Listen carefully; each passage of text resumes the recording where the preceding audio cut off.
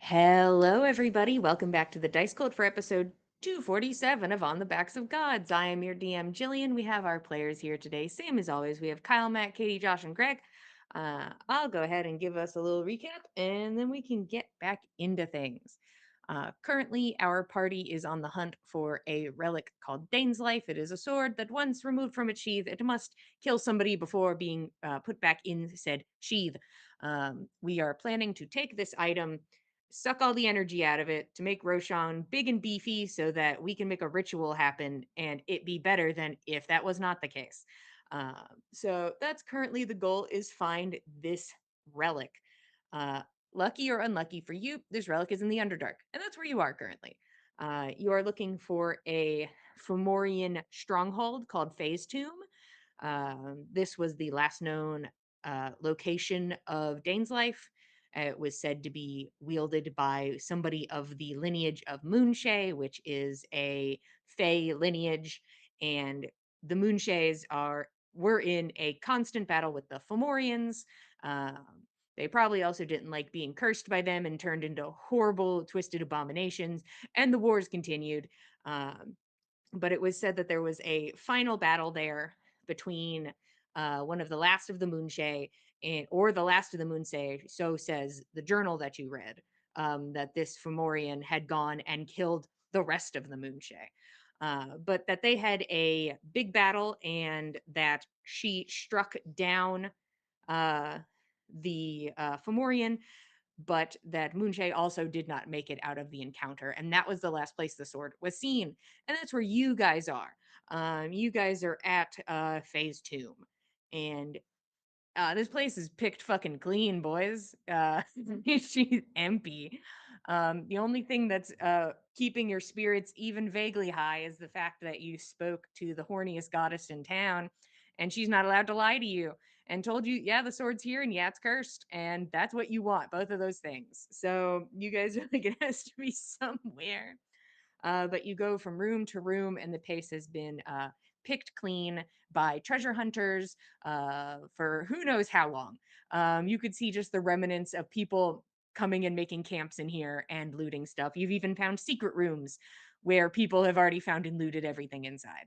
Uh, the only thing you do find that somebody did not locate is that hidden under a block in one of the towers was a few items and a journal that had exactly two entries in it. One of the entries sort of just stating, I was given a journal because I'm big angry and everybody'd like me to calm down a little bit, and I won't. So thanks for being here, journal. No more entries. And then the next entry is, I'm back, Journal, you'll journal. never guess. I found my therapy. It's bloodshed. I have been doing a really good job at killing Moonshae, and that has brought me so much joy. And I am feeling better than ever. And I will give you a third entry after I kill the last of the Moonshae and I have my victorious battle. There is no third entry.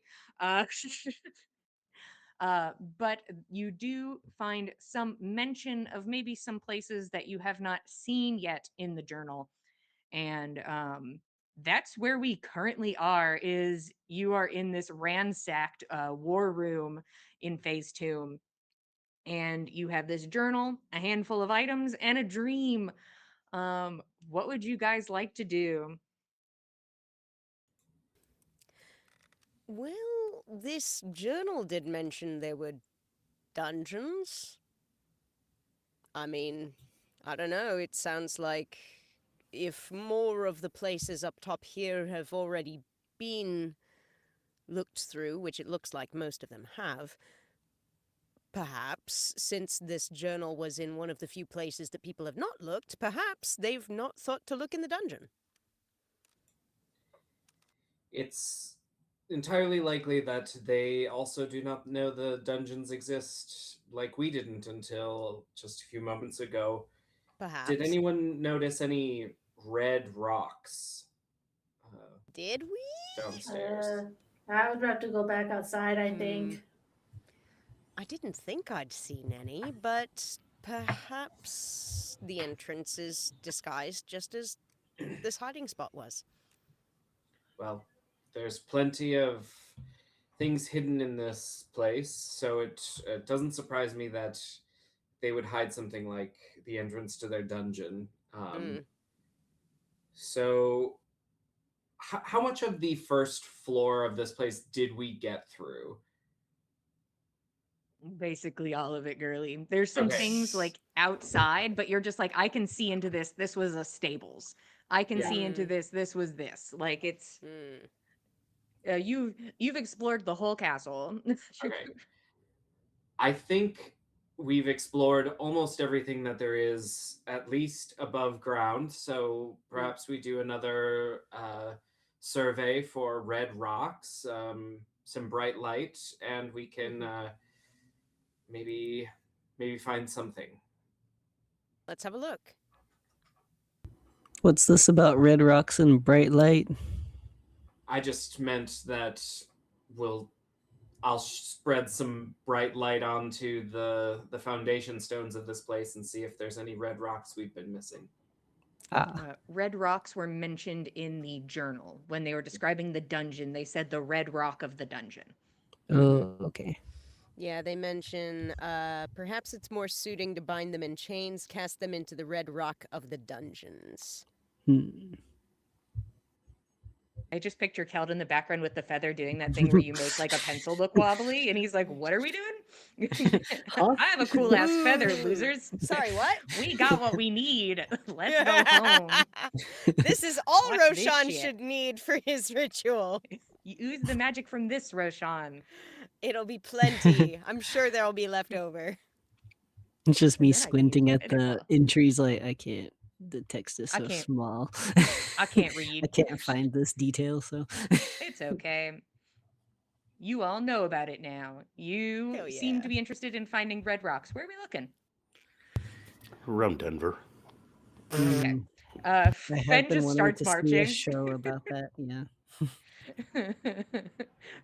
Fen, no way. Winterfell. I heard Lord Huron's playing. Held full speed. Killed full speed after. I can't. How about everybody give me one spot they'd like to look? And it could be the same spot, and we'll figure it out from there if you pick the similar spots. But like, tell me where you think Someone you'd said start looking. outside. I said Yeah. outside. Yeah. Yeah. Are you what two Nick- going outside? Let's go outside. I'm on that wavelength. That's where rocks are, Keld. We should go there first. Yeah, obviously. They put their Right. noggins together. Nix and Keld head outside. Okay. I'm thinking Nana will try surveilling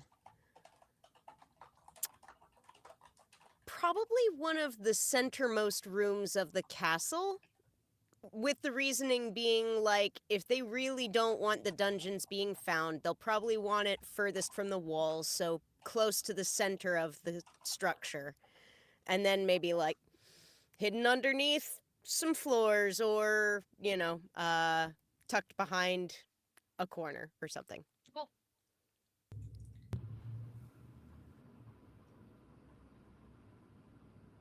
I think Fenn's gonna check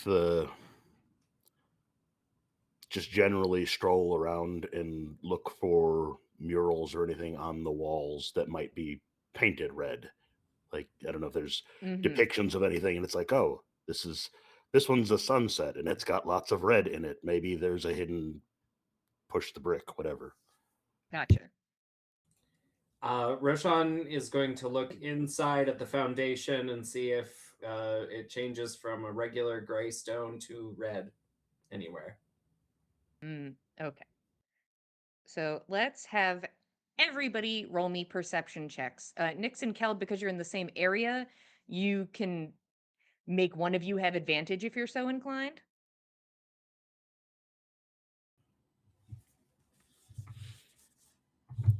What rocks do you see, Nix?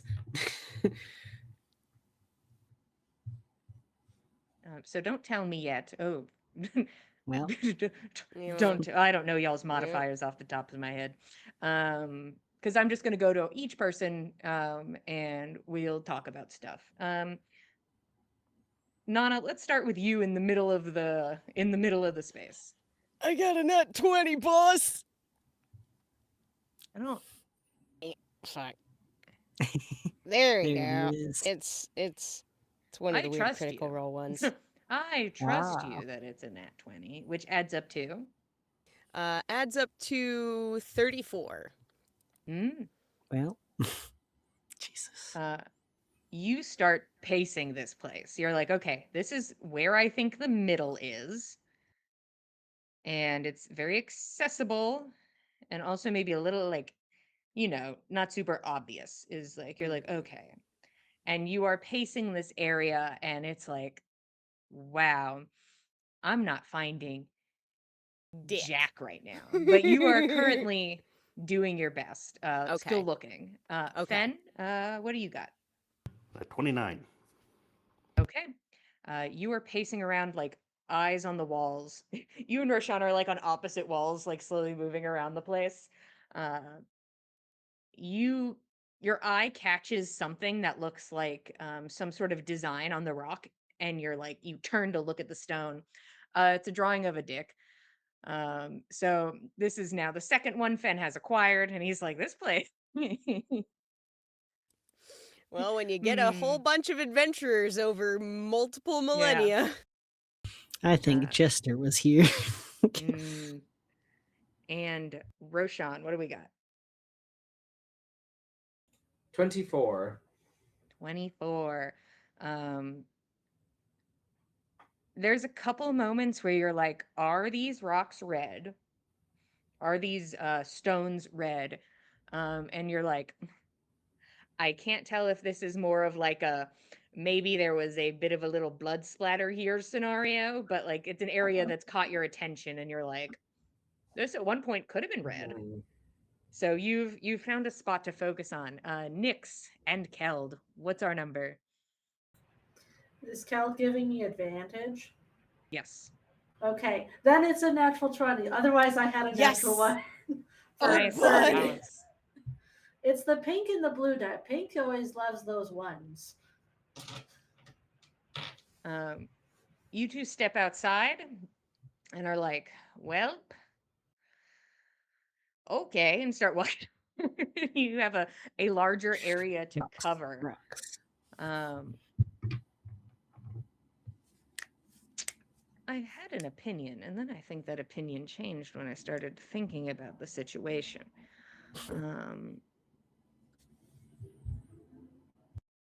But I will present it anyways. So dark vision. Both of you very new to dark vision. It's a little hard to see color with dark vision.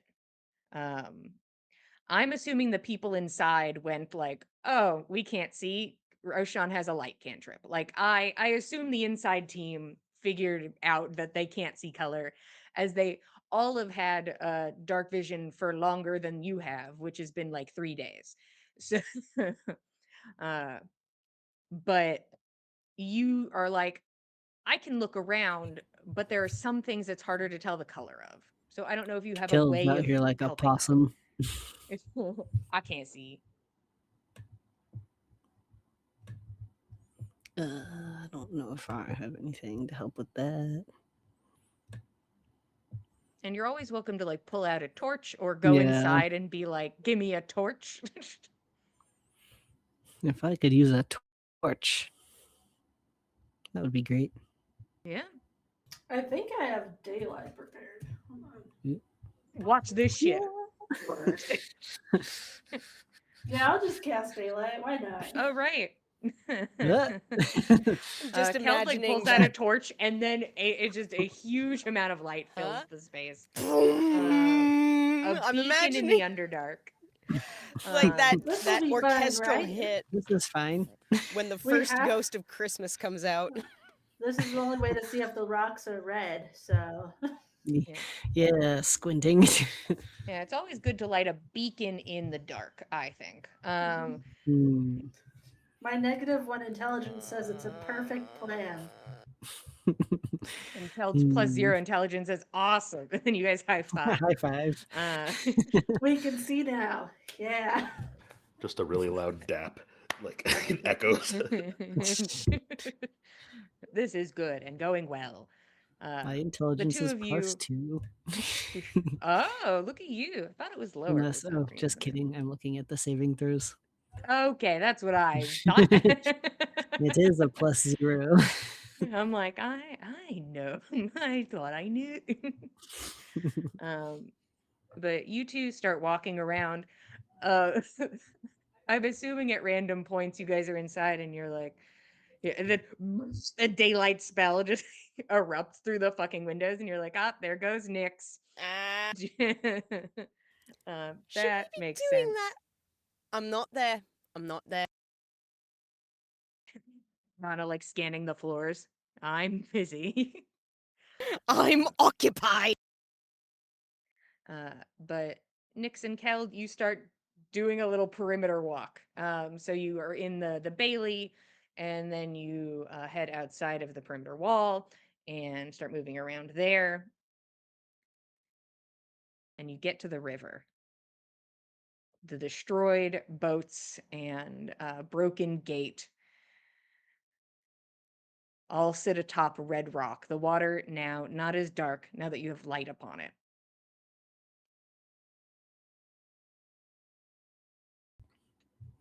Well, Do you think it's in the water? think we found some red rocks, so So do we go get them? probably.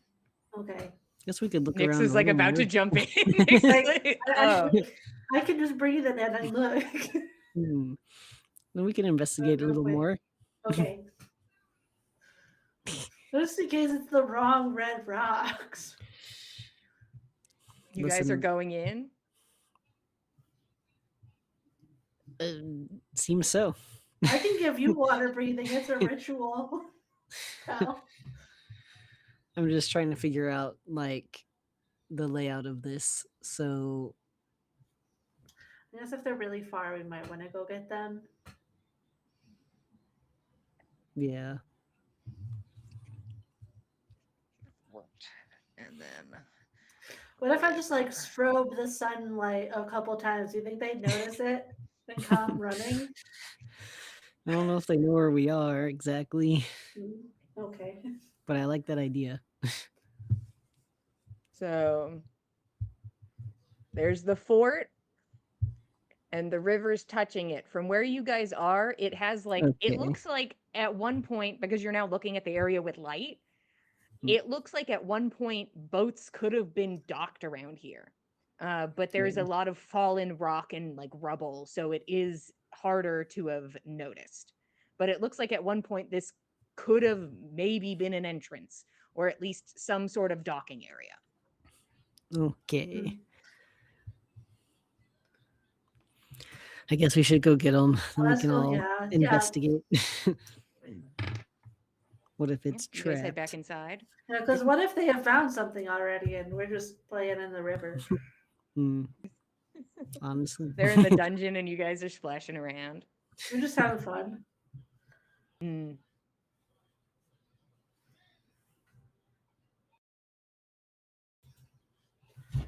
So I'll tell him. So we found red rocks in the water.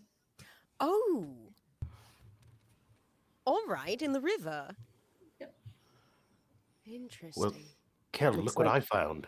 He's gonna point to the dick on the wall. wow, another one. My, they've Huh. grown prolific. Well, who's ready to get wet? I suppose that's the lot of us, hey?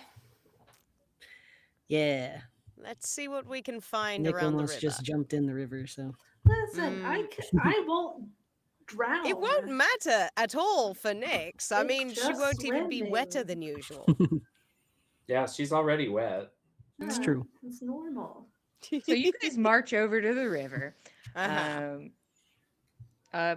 She pretty deep. She's Hmm. definitely deeper than head height for Keld. So just to give you some Okay. scale. I'll give everybody water breathing since it's a ritual casting anyway. All right. Yeah. How long does it take to cast? The ritual normally one 10? action, so would that be 10 minutes?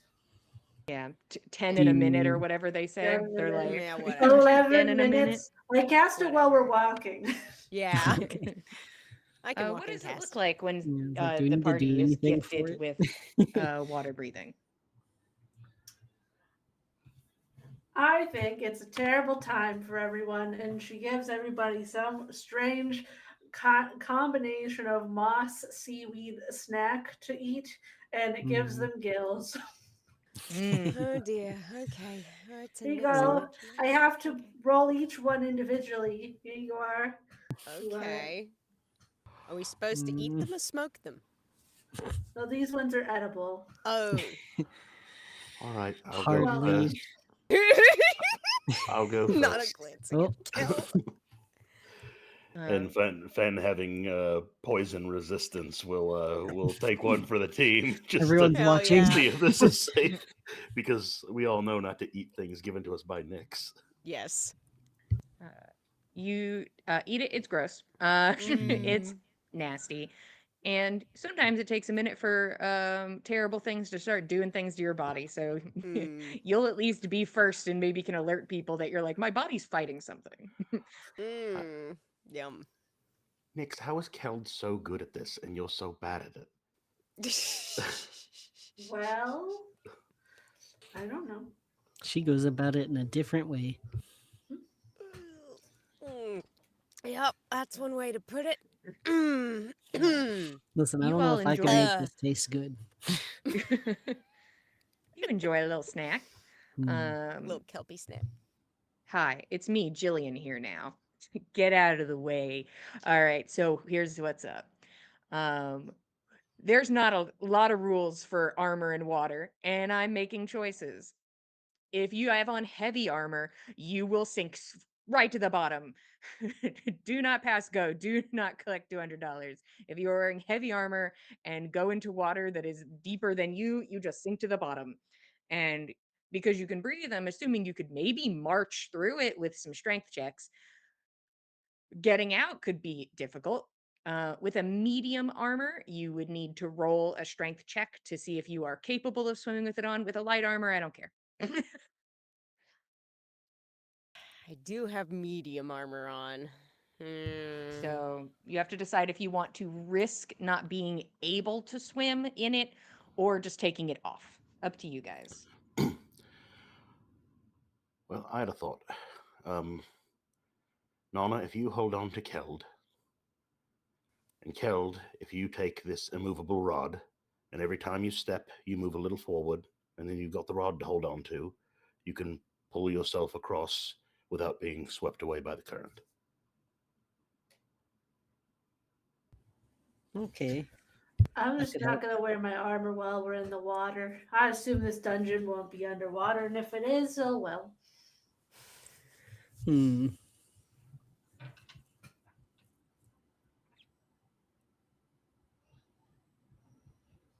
Who's taking their armor off?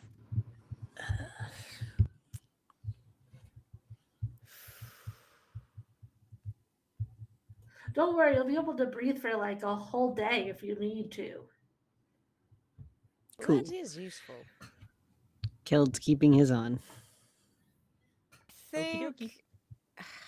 Fuck. Think Nana will maybe take hers off. The only thing I will request from you, Keld, just because there's always a little part of me that wants logic, not a lot of it, but like a little bit. Mm. Not a big Logic. part of me, but a little part of me. Hmm. I'm gonna need you to unequip your shield. Hmm.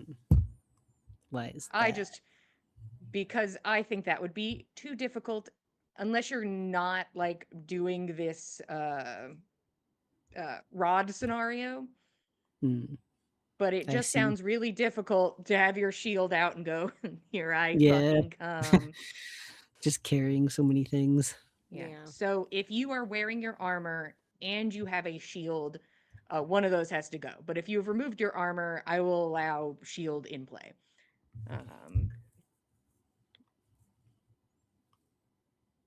Also, just the idea of trying to move underwater in plate. Mm. I guess seems since other rough. people are taking off their armor, he'll just take off his armor. Sure. Held's like, well, if everybody else is taking off their armor. The peer pressure. I just didn't want to hold everybody up. Oh, they have to take their armor off, so Right. Nyx takes the same amount of time to take off their armor that you would. So we can all take off our armor. I'm Yeah. taking my shield though. Okay, you can keep your shield. And Roshan, I don't think you're wearing any armor, and Fen, I think you have light armor. Okay. And what does Rex have? It's a good fucking question. What does Rex have? think so. think it's breastplate 2+, medium Oh, armor. big. Medium, So- it says. So is he taking it off, or is he going to make strength checks to attempt to move around in it? Oh. Yeah, Rex will take that off. Okie doke. Everybody takes their armor off. Fen, currently the only armored party member.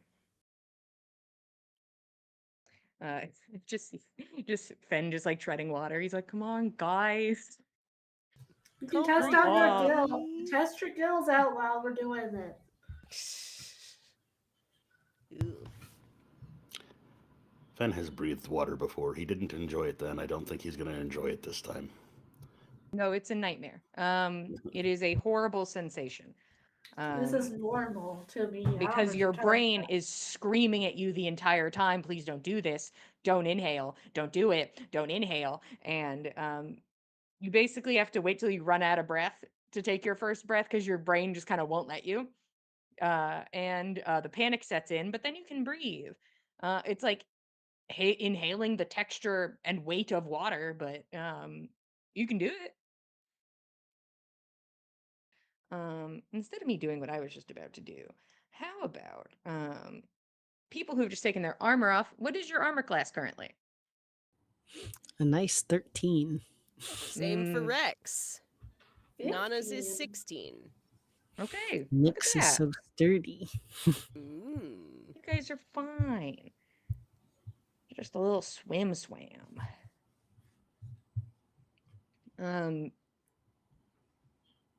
How long does daylight last? An hour. Yeah, the water is pretty illuminated. It's pretty great. Hell yeah. Is daylight movable? Yes. Okay, so you You can like trudge stick it that on thing a thing. along. I assume Hmm. she just put it on her weapon. So it's Okay, with so them. you kind of are like, okay, let's go. This is fine. Who's leading the way? Nyx has the light, I suppose. I can lead guys. You don't. I know how to breathe in water the best, so It's true. That makes sense to me. I feel like I can focus the best. Yeah, probably. Lead the way. Okay. Bloop, bloop. Everybody jumps in. There's also a what is Rufio? He's a badger. There's also a water-breathing badger that's like paddling along with you guys. I'm watching you, ma'am. I know you're up to no good. Sorry, my daughter is thinking about being bad. Okay. She's Us and Jillian. She is thinking about it. Okay. Anyways, you guys jump in the water. It's fucking cold. Not as cold as the water would probably be up top right now. But it is still very chilly.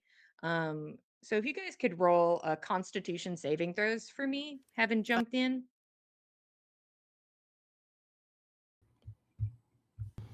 18. I got another natural 20, so 30. Wow. 3 Oh. or 5 if I'm close to Keld. Sure. 23. I've got 18 for Nana and 22 for Rex. Roshan, the water's fucking cold. Oh, This buddy. sucks. Oh, buddy. I think Roshan tries to confidently dive in to get get rid of the worst of it, and then he's Mhm. underwater, like freezing and paralyzed, and Buddy. starts to drown because he's Oh paralyzed and no. doesn't know how to breathe underwater. But then Keld's he gonna gets grab it him. figured out after a minute. Nana gives him a little shove in the back, kind of like, come on, breathe, come on. Yeah, Roshan is incredibly lucky because his body did one of the worst reflexes it has, which is gasping. So when you hit the cold water, you immediately gasp, and you're like, well, now I have to panic because I have inhaled water, and then eventually you're able to calm down. But hitting water and then immediately gasping, you're like, oh no, I've killed Oh myself. no. I'm going to die. But Oh then you no. get it settled. Um, Mm.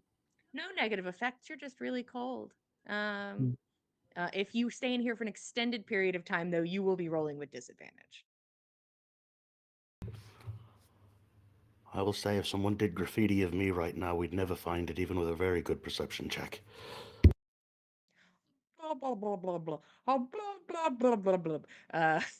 Fen says, but he says it to the camera so it has subtitles and the rest of us know. We're like, yeah. You guys start swimming. Honestly, Kel, probably kind of freeing to be out of the armor, to be fair. It's like, oh shit, full range of movement. Hell yeah, brother.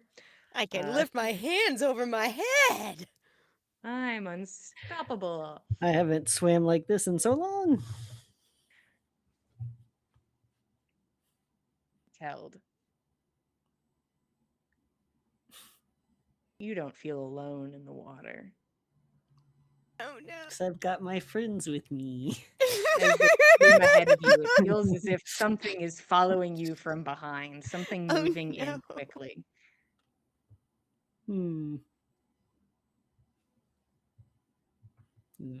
Look behind him. You don't see anything. Hmm. And then you look back, and there is ice covering the top of the river.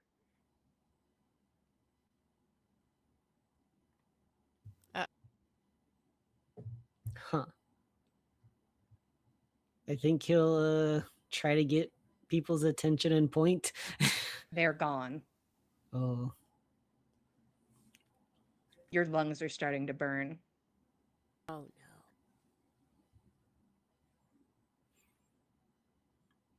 I think he's slowly panicking. I think he'll swim up towards the surface, even if it's Mhm. ice, Yeah. and see if he could find any sort of give. You reach up to press against to find any give, and your hands are small and have soaked through mittens on. You hit Oh, no. against the ice, and you feel something grab your ankle. Mm. You look back. Large white eyes in the darkness.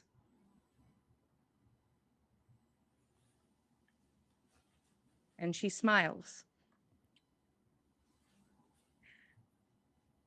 And you're back in the river. The ice is gone. Your friends are swimming ahead of you. Somebody just came to say hello. Hmm. She's here and she's watching you.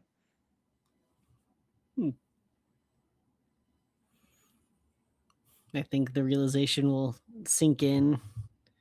He'll sort of shake himself out of the scary part of the memory.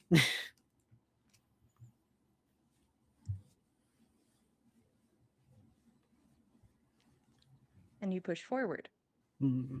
knowing that there is something lurking in the water with you.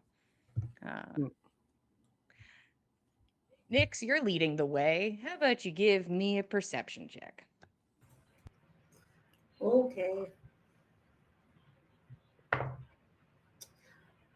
Is 23. Okay. There are moments we guys swim around and then you all come up to be like, okay, have you learned anything? It is it is a hazard swimming in this river. It is so much jagged wood and rock that you're like, okay, just just it's a lot of slow moving and trying to stay safe. It becomes very like cluttered, and there are points where you have to like climb out of the water and like flop over like some rubble back into the water again. Um, and you keep moving forward. Um, Nix, you come up and you look around, just like your eyes just out of the water, and you just look about. Um, it looks like the port entrance is like completely destroyed. Like it is a mess of rock. And you can see a lot of it is charred in the way some of the other structures at the camp are. You move in and sort of swim into this area, um, diving below. And after taking a moment, you can see that there's like some water flow that seems to be like going through the rocks. Like there may be a way through that is easier than if you guys went back up top and were like, all right, let's spend a week laboring, um, even with magic, at least a hot minute laboring, to try and move these things. And you don't even know if you could do it safely. And you feel that way about this now, but you know that this area of rubble, there is something behind it. At least try to gesture to it to the group and point to this rocks. I feel like we can assess this. She points to a pile of rocks. I'll try to get my light to, be close enough to show that it goes through them a little bit. Oh, Mhm. okay. All right, okay, all right. Okay, so we need Think something Keld will to... grab one and try to Yeah. move it. Yeah, Okay. an attempt to move rocks will be made. Okay, Keld, give me strength. Hmm. Can I help? Give strength. Well, Sure. I will give help. Roll with advantage, bud. yay.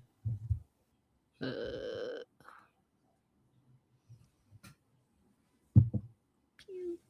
Okay, that's better. 21. Yas! Okay. Thank you. Keld is like feet up on the other rocks. Like, okay, all right. And Nana And he goes in and like watches pulls a Because little he piece of slowly rock out of crushes the way, himself. and he like pulls it away. as Keld pulls it back, and like the rock basically starts to like just drag him down. He lets go of it, and he's Uh-huh. like, okay. Keld, something grabs your ankle. Oh. And you are yanked down towards the wreckage. Everybody Oh, roll no. initiative. No fuck! Hello? Hello.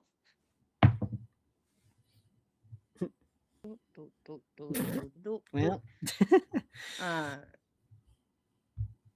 20 and up. Yeah. For Rex, I've got 21. Okay, No, so 22, Rex is sorry. Rex is our only person in this 20s area. Yeah. Okay. So Rex. Yep. 15 to 20. I've got 19 for Nana. Okay.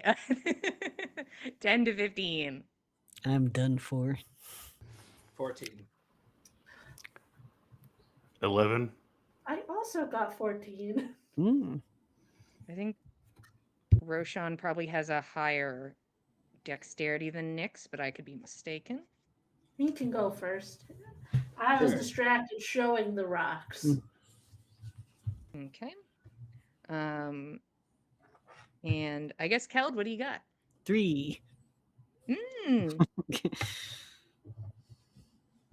And then Keld. So I'm gonna go ahead and do what I was doing, and get that out of the way. So something wraps around your ankle. You are currently grappled and restrained. You are pulled downwards, and you sort of stop near the bottom, and there's just like a bunch of like jagged like rubble around you and stone. And then you watch as one of the rocks in front of you's eye opens wide, Ew. and then its mouth, Oh no. and it is going to attempt to no. bite you. Man. Oh yeah, I already rolled. I rolled really good. So to hit you and drag you down here, Keld, I got nat 20. Wow. That was pretty good. Thank you. Thank you. I do think so myself. Ouch. Hmm. You're gonna take 44 points of piercing damage Jesus. as this thing bites into you. Oh no.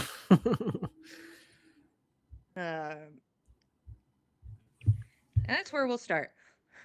Is with me talking about underwater combat. Let's all refer to my sheet together. When making a melee weapon attack, a creature that doesn't have a swimming speed has disadvantage on the attack roll unless the weapon is a dagger, a javelin, a short sword, a spear, or trident. A ranged weapon attack automatically misses a target beyond the weapon's normal range, even against a target within normal range. The attack, okay, period. Even against a target within normal range. The attack roll has disadvantage unless the weapon is a crossbow, a net, or a weapon that is thrown like a javelin. Butterfly net? You just start giving it the wallop. And you guys will be at half speed unless you have a swim speed. Hmm. And that's where we are. Rex is up. He has a bow. He sure does. Okay. How far away are we from the monster? You're probably about 50 feet. Okay. I don't know if you can hear Keld yelp when he gets bitten, but he yelps. Oh boy. A lot of bubbles. Yeah. A lot of bubbles. Well, I'm assuming the only thing Rex can do is try to shoot the thing. So he will He'll have attempt disadvantage. to. Yeah, he'll attempt to shoot the tentacle on the thing. Okay, well, that's not bad. With disadvantage, worst one is 18 to hit. The arrow, he's like, you see him kind of like, well, like a person fumbling as they float through space as they get out their Yeah. bow and grab an arrow. And you watch as it whizzes through the water, strikes true, but with not enough force as it bounces off of a rock because its body is a rock.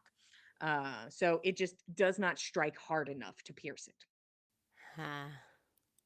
Okay.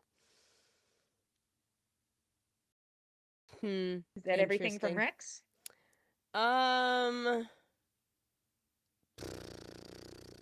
Yeah, I don't think he's got any bonus actions to speak of. So yeah. Okay. That is Rex's turn. Nana, you're up. Roshan, you're on deck. Oh god, I don't know what I'm doing with Nana either. Okay. I guess she's just swimming up there and taking a swing at the tentacle. It is 50 feet away. Yeah, I'll get 30. No, half speed. 15 feet closer. If you dash, you can get 30 feet closer. Yeah, okay. I'll dash and get 30 feet closer. Okay. Anything else? I'll use Hunter's Mark on the tentacly creature. That's it. Okie dokie. Okay. Roshan, you're up. Nyx, you're on deck. I think Roshan was pretty close to Keld, and then Keld gets ripped out of the water, and he's like, "Oh, that's bad." And will follow Keld's trajectory down and shoot some whatever they're called, warlock Eldritch Blast. You know those things. You know, warlock. Warlock Warlock spell. boots. Warlock, blah, blah. Ooh, okay, well, maybe none of those hit, because I don't know how to play my character. No, the highest was a 17. I think it's all about just like strength you're putting into things. It was either like too much and it like wildly veers, or it's too little and like the current sort of shifts your magic ever so slightly. In the bubbles. Oh, well, this is bad. Oh. Anything Side else, note, Rashawn? me and my best friend when I was growing up, we used to play a game where we would go underwater and then yell swear words as loud as we could to see if the other person could understand them. Usually we couldn't, but it was our way of getting around the no swearing rule. Yeah, there you go. You'll have to tell me if you all can hear Keld screaming obscenities. All right then. Nyx, you're up. Fen, you're on deck. That seems wild.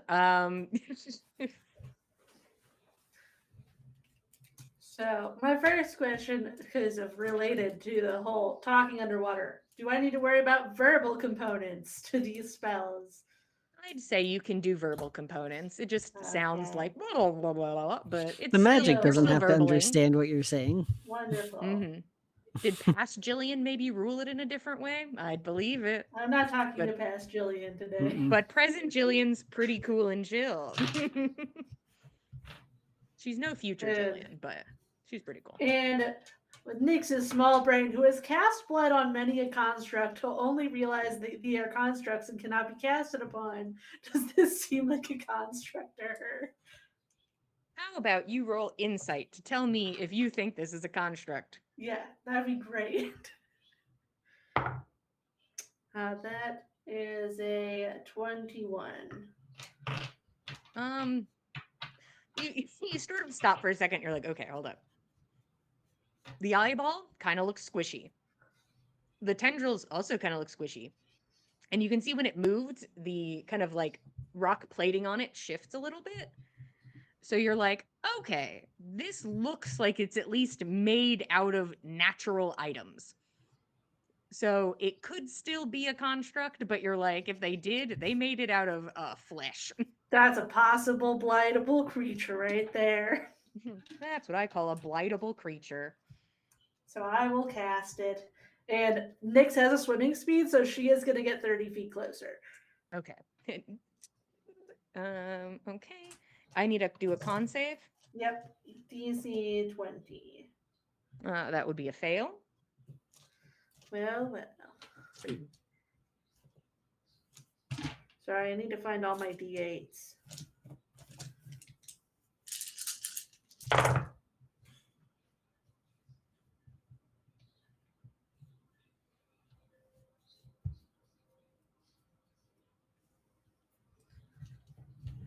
That would be 30 necrotic damage.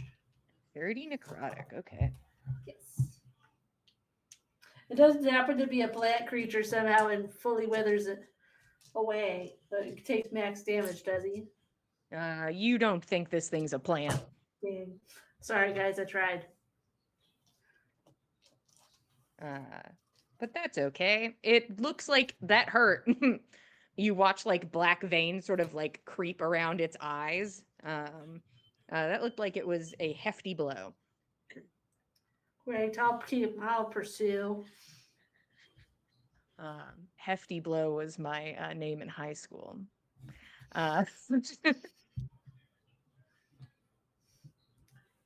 Oh, Fen, you're up. No, take your psychic damage first. You're right. Give me a second. I'm gonna take. I'm taking 2 psychic damage. Just me Hi, Lisa. personally. Hey, Mom. So you said we're about 50 feet from this thing? Yeah. Okay.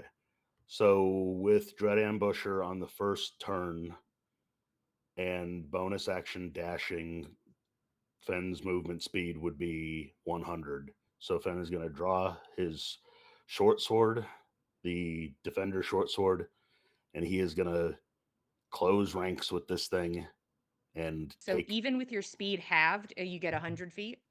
I get 100. I get 50 feet if it's halved. Oh, gotcha. That's how Yeah. math works. And you're correct. You swim over there. Yeah. Take 3 attacks at this thing. Try to Okay. free killed. A 23, a 24, and a 13. Jesus, you're good with a fucking sword. Yeah, 2 of those will hit. Ben's like, y'all fuckers didn't know what I could do, bitch. And because it's a short sword, it does not have disadvantage. So No. So you're good. So Yes, roll the damage. Help me.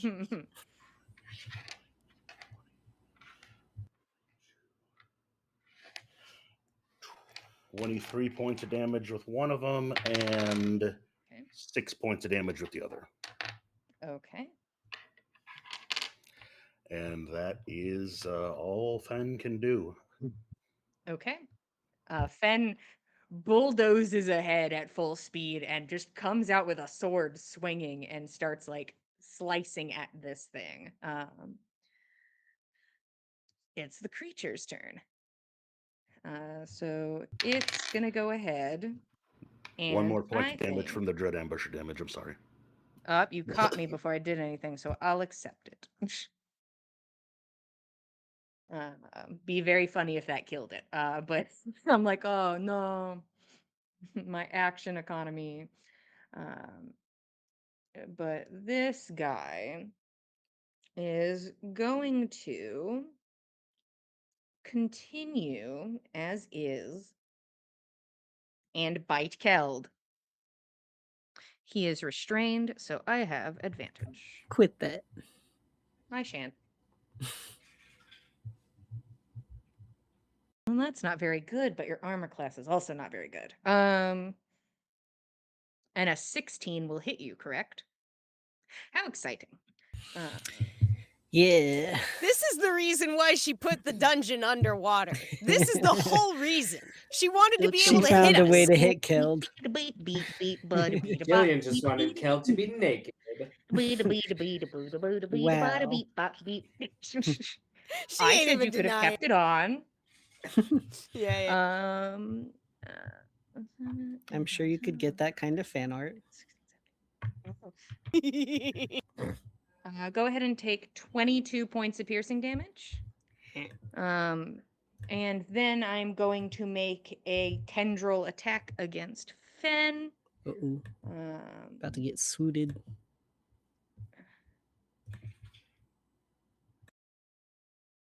Oh, see, I didn't mean to pick up the Bosch dice. No, he's no good. That's not what I wanted to roll with. That's not going to hit. Get out of here, Bosch. I'm going to do another tendril attack against Fen. That's also not very good. That also will miss. You move. What's the range on this bitch? Yeah, fuck you.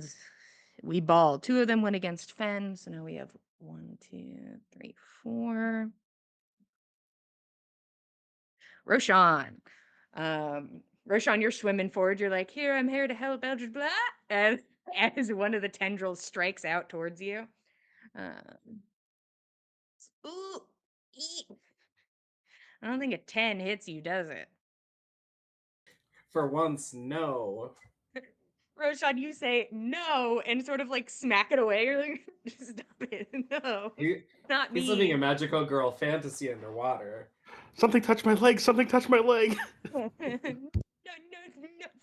no, no.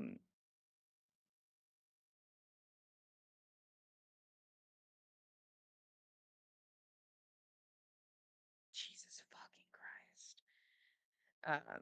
Roshan, as you're swimming forward and you knock this one tendril to the side, you watch as 4 more from the opposite direction fly towards you. That's rude. Does a 12 hit you? Surprisingly, no. Amazing. So you're just surrounded and you're just fending off 5 tendrils. Kel's watching in awe. Amazing. Yeah, Roshan's really killing it right now. Keld watching Roshan come in to save his life. And that was my turn where I did a lot of stuff. Kel, you're you are restrained and grappled, and you have disadvantage on strength checks. So if you want to try and get out, you can do athletics. It'll take your action, and you have disadvantage. If you instead wish to attack, you will also just have disadvantage just across the board because of multiple reasons. But Right.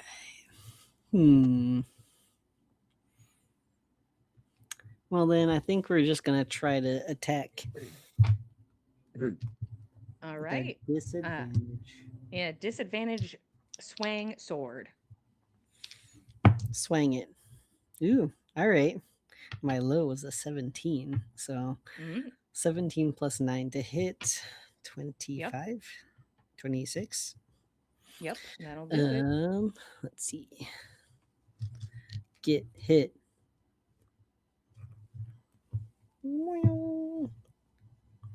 Hell yeah, that'll be 12 damage. All right. Oh wait, and my smitey plus 5, 17. Plus Or 5. whatever. I don't know. Is that what it's called? How do smites work? It's Hey guys, welcome to Smite class. yeah. my improved divine smite. That's what it is. The one that just sort of happens because you're so cool. It's somehow inherent. It just happens because I'm so good at paladining. So should I not have done that 5 damage that I just added to my damaging, or do I want to keep that? Are you asking me? Yeah, I'm asking you. So it was 5 extra damage? Yes. Okay, I was just making sure. I was like, well, I'd like you to keep it, but if there's some law forbidding it. If the law says you can't, Jillian, I understand, but it just sounded like you were like, oh no, I did that wrong. I'm going to do a different thing and was going to roll again because I heard dice clicking. So I was just like, did this happen? It did happen. It did. And your I was second just looking attack? for my other D8. I just wanted more D8s. My second attack will. I rolled a 3 and a 3, so that's not going to work. All right. You strike, hit true, and you watch as some of the rock splits on this thing's body, and then it just aggressively like flips you with like the tendril. So now you're just upside down, and you're like shit, and you aren't able to strike with your second attack. Blub. Rex is up, baby. Nana, you're on deck. So Nana and Nana, what's up? I mean, Rex will attempt to shoot the monster with his arrow. Cool. If he tries to use the banishing arrow, does it take Keld? If Keld is being grappled by the critter? Only one way to find out. There's only one way to know.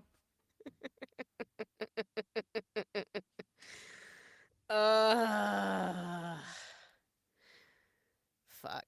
Yeah, fine. Choice, please. Yeah. Yeah, we'll try a banishing arrow. I don't even think it's gonna hit. No.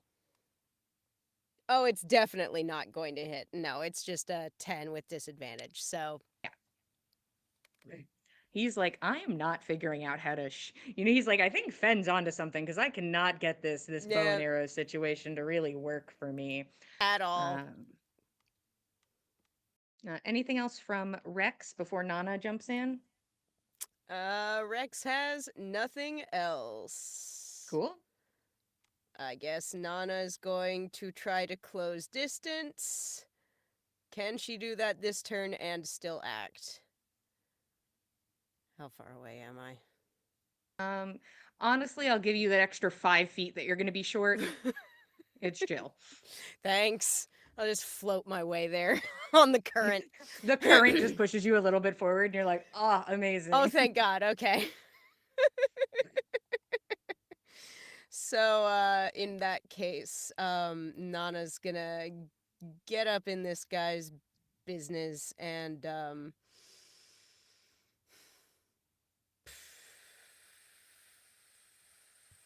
yeah, Nana's going to go for, slice with her short sword, which, since it is a short sword, it does not get disadvantage. Correct. It's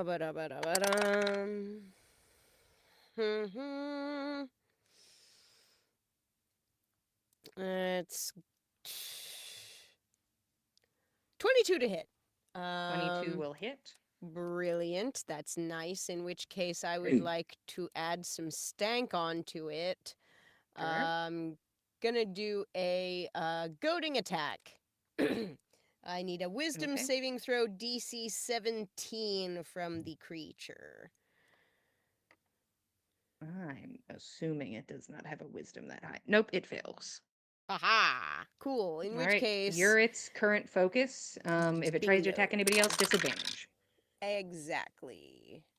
And it's going to take add a D10 to that. Okay.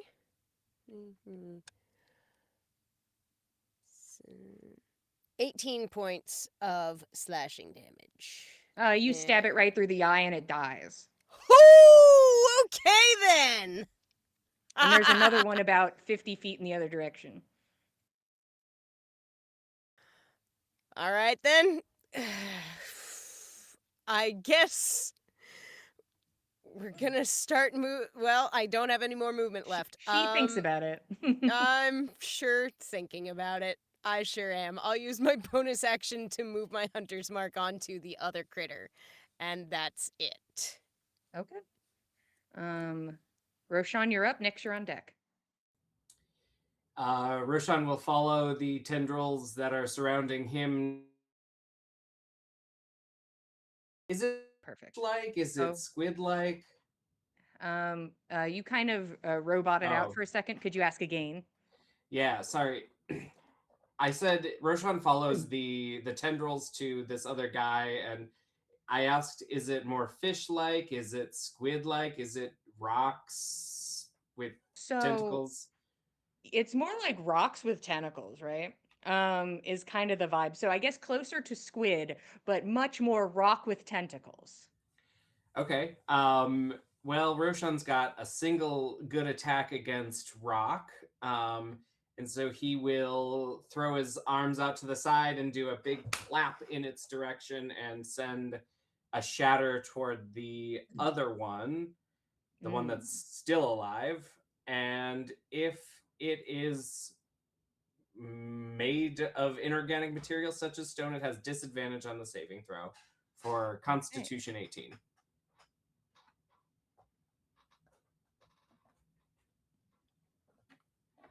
It succeeds.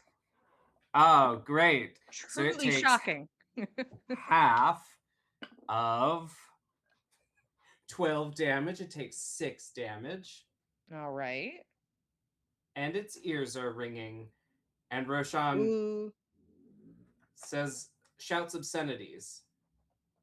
Nice. Okay. Nix, you're up. Fen, you're on deck. It seems Kel's okay now. So I won't swim towards him anymore. I'll go towards a different one.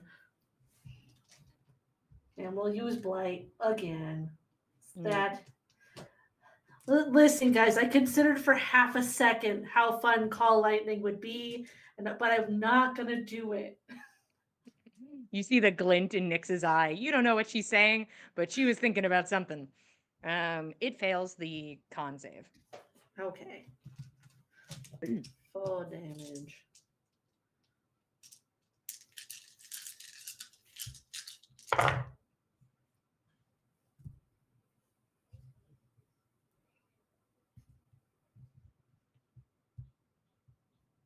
$33 necrotic damage for that one.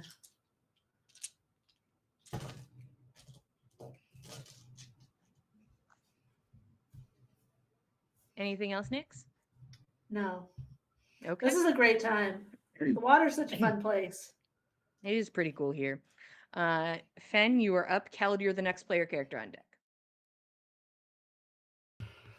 So Fen pretty much feels like he's out of range for anything that he can do. So he's going to use his action and bonus action to dash. Okay. And he's just going to get to, like, Roshan. He's just going to, like, put a hand on Roshan's shoulder and just be right next to him. Okay. And that will be all Fen does. Okay.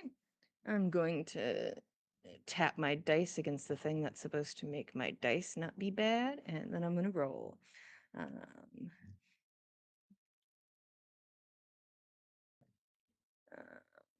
Okay. So a 14 will hit you, Roshan. How exciting. Fen, you put a hand on Roshan's shoulder like I'm here, and then he like slips just right out from your hand, and you're like, oh no, as Roshan is pulled down. And you are able to fend off a tendril that tries to grab you and also bring you down. And how about and we got one for Nyx. She gets pulled down. And one more for Keld. He gets pulled down too. This guy just pulls a bunch of people towards him. Not again. And then he watches, he's like, okay. And then he slowly starts meandering away. Moves about 10 feet. He's like, okay. So he moves 10 feet further away. So now he's 60 from Nana, an unknown number from Fen, and I will accept whatever we decide on that. He's greedy. He's like, this works. Awesome. He starts moving backwards. He's gonna bite. I have 3 people. Let's see. Me bite. Me bite Roshan. I don't know what Roshan did in a past life, but it was probably something bad. Oh, and has advantage again. Yeah, I have to roll to bite you. Those are the rules. You have to roll dice if you want to bite somebody. And with a advantage against you, it was a nat 20. How exciting. Jesus Christ. If it doesn't outright knock him out, I will hellish rebuke. Hell yeah. Let's find out. And I suppose I will do one kindness and then I'll never do this kindness again. Kel, do you have a reaction that you could get rid of nat 20s? I'll never remind you again. Because I like hurting people. Now I want to do it. So if you'd like to do that, you may. If you have your emblem equipped. I do. Did you roll a nat 20? I did. Wow. Thank you.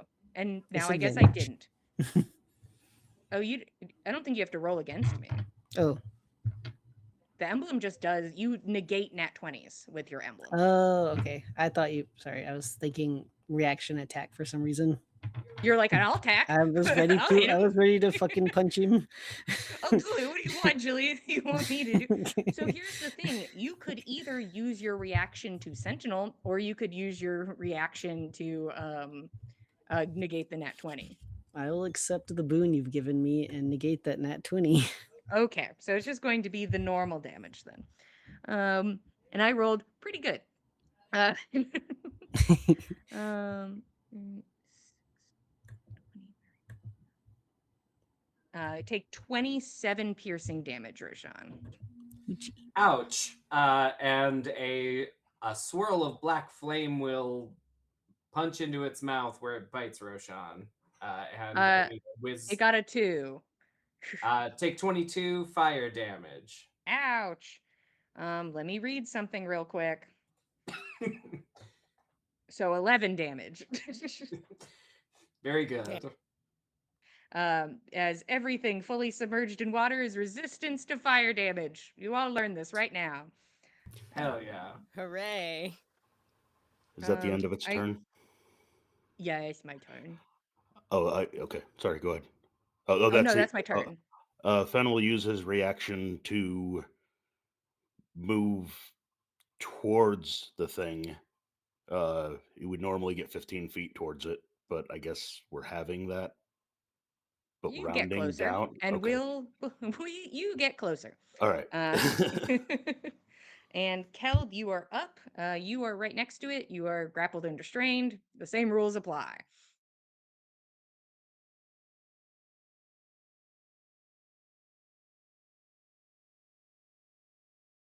You're muted. Then we're going to attack him. Okay, disadvantage. Sir. Well, that one's not going to hit. Okay. But this one will. Cool. 26 to hit. A 26 will hit. Get bonked. Nice.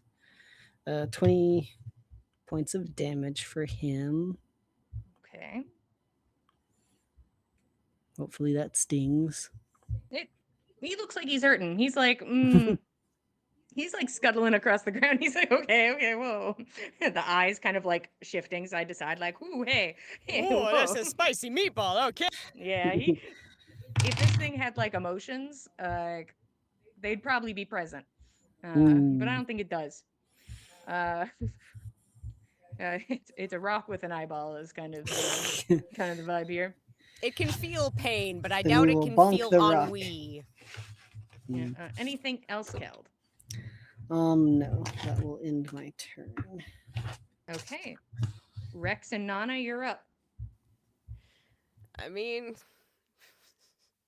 Rex has no other armaments besides the longbow, so he'll get as close as he needs to and attempt to make an attack on the critter. No. No. Right. He starts swimming closer and starts like rolling his sleeves up. He's like, all right. Go beat the shit out of this thing. I'm gonna have to go in there and beat him with my bow. I guess I will. Here I come. So he's now just swimming over there. He's like, here I come. I'm gonna fight you. All right, and then Nana. Yeah. Nana will get closer to the creature. She'll take a 60 dash. feet away from you. Yeah, she'll take a dash and get 30 feet closer, and that's all she can do. Nana's like, son of a bitch. As she I took off my armor so over. I could move faster! All right, Roshan, you're up. Nyx, you're on deck. Roshan, you're restrained, blah, blah, blah. Yeah. Yeah. It doesn't get better for Roshan than these piddly things that he's done so far. So he will, I think, probably at disadvantage, have to roll some more Eldritch Blasts. Okay, disadvantage Eldritch Blast. Does a 20 hit? A 20 exactly hits. Then 2 hit, and the third does not. Okay. So it takes 8 whole damage. Wow. That looked like it stung a little bit. Roshan's doing his best. Anything else, Girl, Roshan? so are we. Okay. Nyx, you're up, and you're on deck. This thing looks messed up. You can tell it's like trying to run away. It is still like holding all of y'all, like, like come on, let's go, Nah. food. But Come not on, moving very Snacks, let's quick. get out of I don't know if this one's worth a full spell slot, guys. This feels like cantrip territory. Up to you. So I'll roll for chill touch and we'll see if I hit a 20. I get a plus Okay. 10. It's pretty good. Is chill touch a ranged attack? I feel like everything for her is ranged. I know the name is misleading on both fronts. It is. So I know it's not chill and I know it's not touched. I think it is technically ranged. Okay, so disadvantage because you're right next to it. Yeah, that's fine. I won't roll the pink die. I'll roll my next die twice. I'll be smart about this.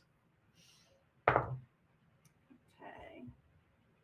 First one would hit. This is a 23. No. 19.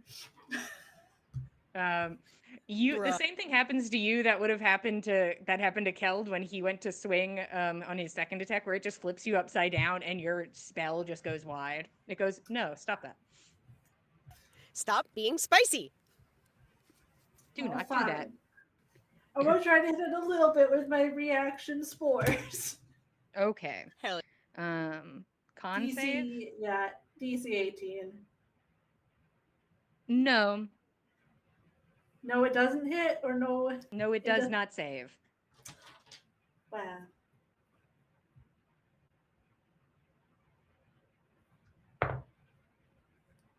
Five whole necrotic damage.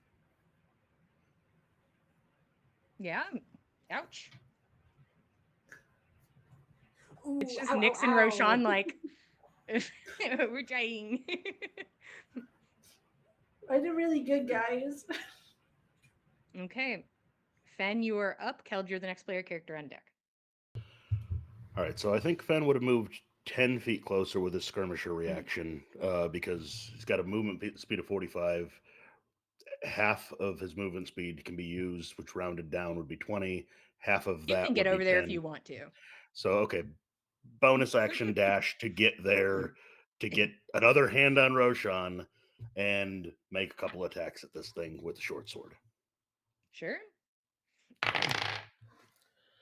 One's a 27, and the second one misses. Okay. Give me the 27.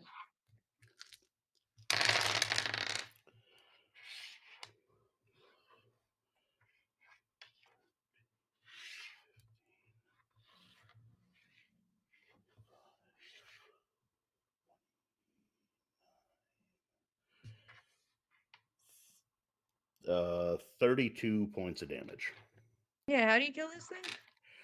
I think Fen gets his hand on Roshan, and he was planning on just like hacking at this tendril that has him to try and free Roshan, and then he's like, "Wait, I've got the tendril," and he just like pulls himself down and uses the tendril to like get down to the actual creature, and he just stabs, stabs once, misses, stabs a second time, and he's got it, and it's just everyone feels its grip loosen. And you all are freed and have a big wall of rock that you have to deal with. God damn it. So you're welcome to turn the fuck back around and swim over there to start pulling at this rock wall that is in your way. And that's where we're going to take a break.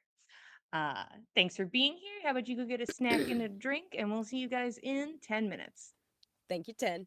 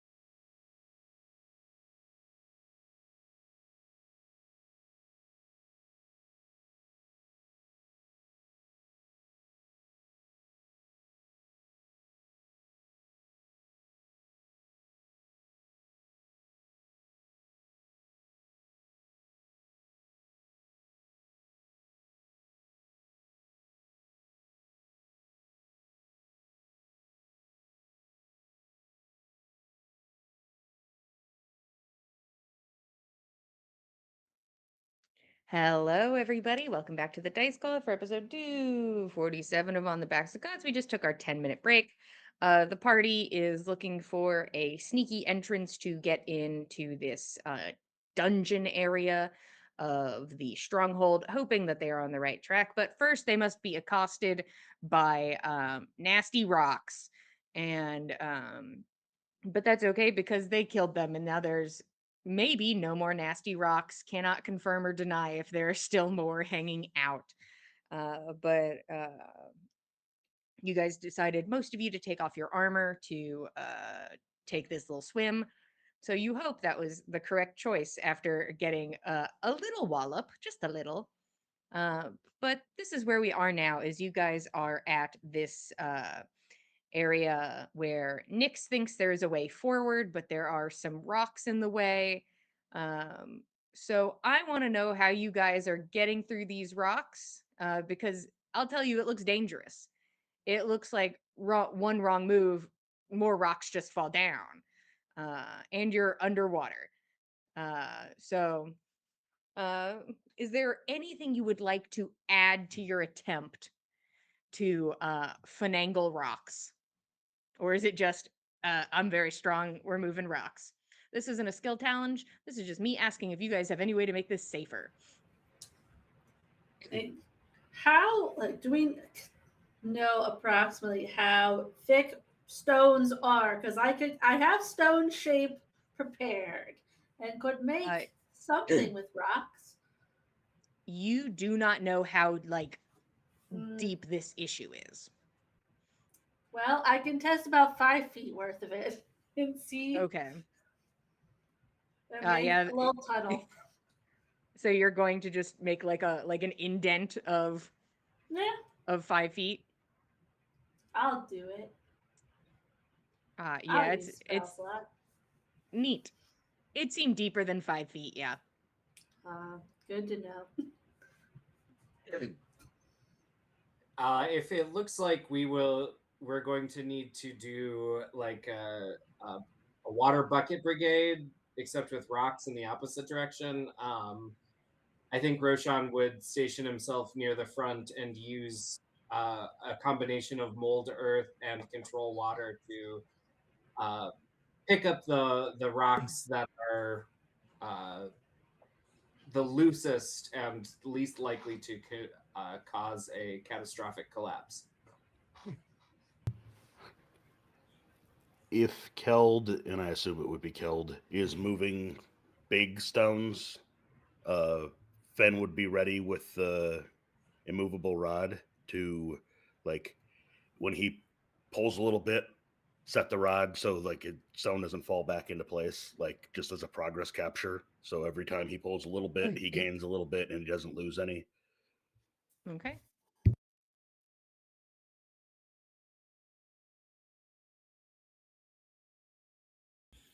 Yeah, I don't think I have anything to add. Keld's ready to attempt moving rocks. Yeah, I'm looking through my stuff here. I don't think I've really got much. I mean, technically Rex could try using a bursting arrow on some of the rubble before we get in close to try He and tells break you some he of thinks it that's up. incredibly dangerous. That's what I thought. Yes. So He says, I could do this, but I think it will be a worse problem, so I won't do that, he says. cool. In which case, yeah, I genuinely think it's just working in tandem with the team. Mm. Maybe using a rope to help, pull something to one side and drag it away instead of us needing to lift. I don't know. Neat. So, if you are using a a spell that is your way of assisting, you can roll your spell casting modifier. Everybody else, I need strength. We are trying to hit a certain number here as a team. Okay. Oops. Roshan net 20'd. Mm. Plus Oh, 5. actually, Nana did 25. too! So what did Damn, you get, we're on. Roshan? 25. 25. Okay. Nana adds nothing to strength, flat strength. So, nat 20. Okay. Fen got a 9. Mm. Killed got a 12. Mm. Are we counting my stone shape as me using a spell? Yeah. Okay. Then Give me another spell slot of it and I will. Hmm? sure. Then Thank it's a you. 19. Okay.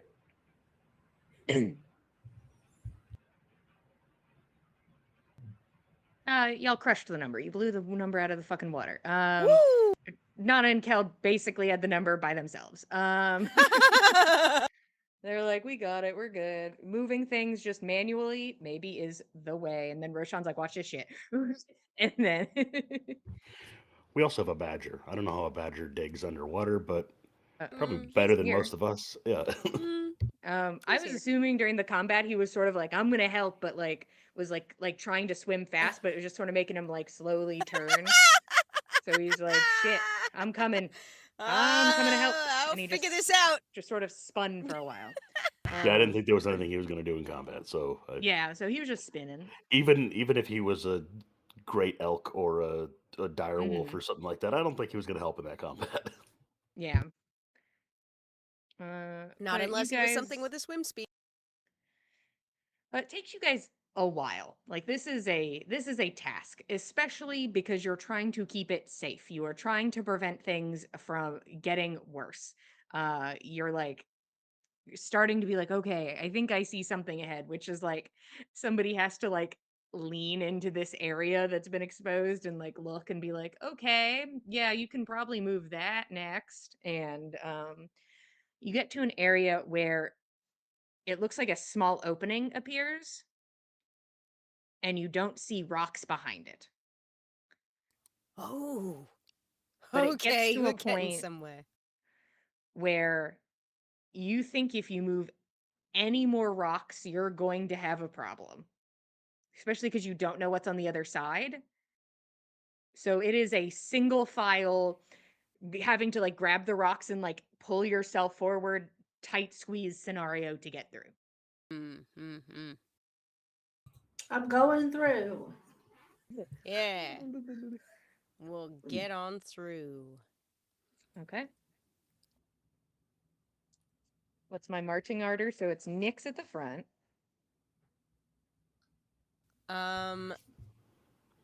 Nana will slide in behind Nyx since she's got dark vision out a long ways. She can tap Nyx if she sees something looming imminently. I think Roshan would go at the end to use magic to hold back the rocks and water, just in case something tries to fall on us. Mm.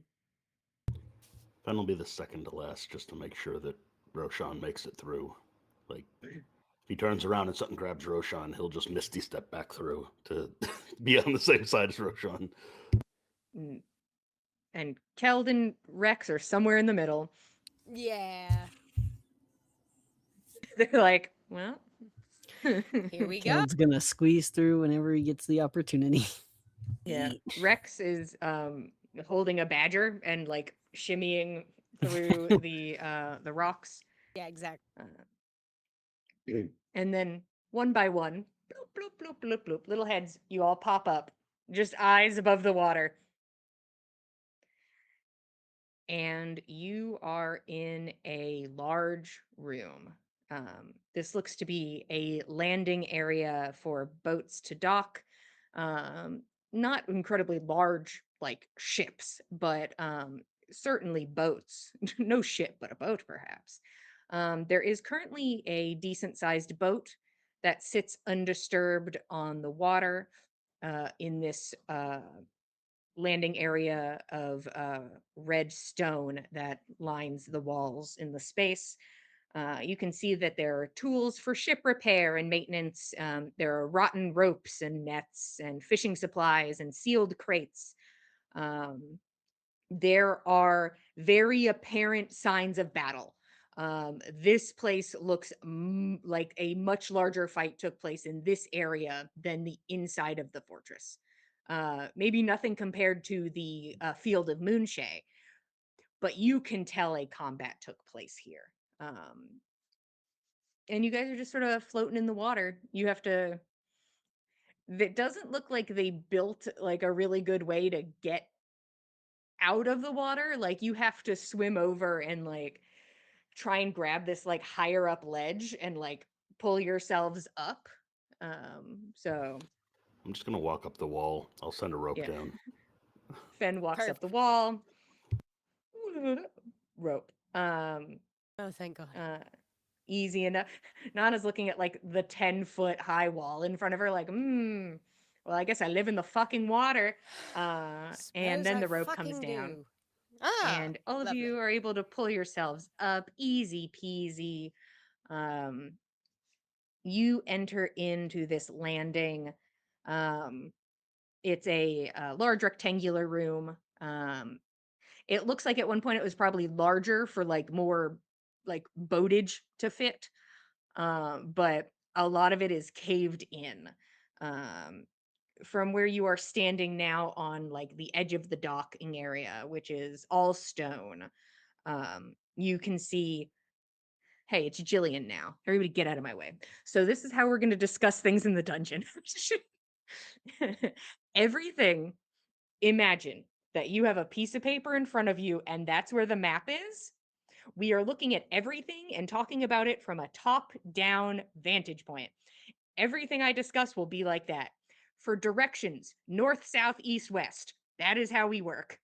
This is north, south, east, west. You know those. The map stays exactly as it sits. No pivoting. Everything is stationary. We will do our best. You make your way up. You are in the landing area. There is a door to the west. It looks like it's behind, like there's like a little walkway and then a heavy wooden door. And then to the east, there is a portcullis. Looks like a heavy metal door that is sitting shut. These are probably the first closed doors you guys have seen. Well, this bodes well. Can't imagine very many people have been through here. Also pretty inconvenient, but a good sign. Based on the direction that we came in here, does the door to the east, the portcullis to the east, lead under the fort?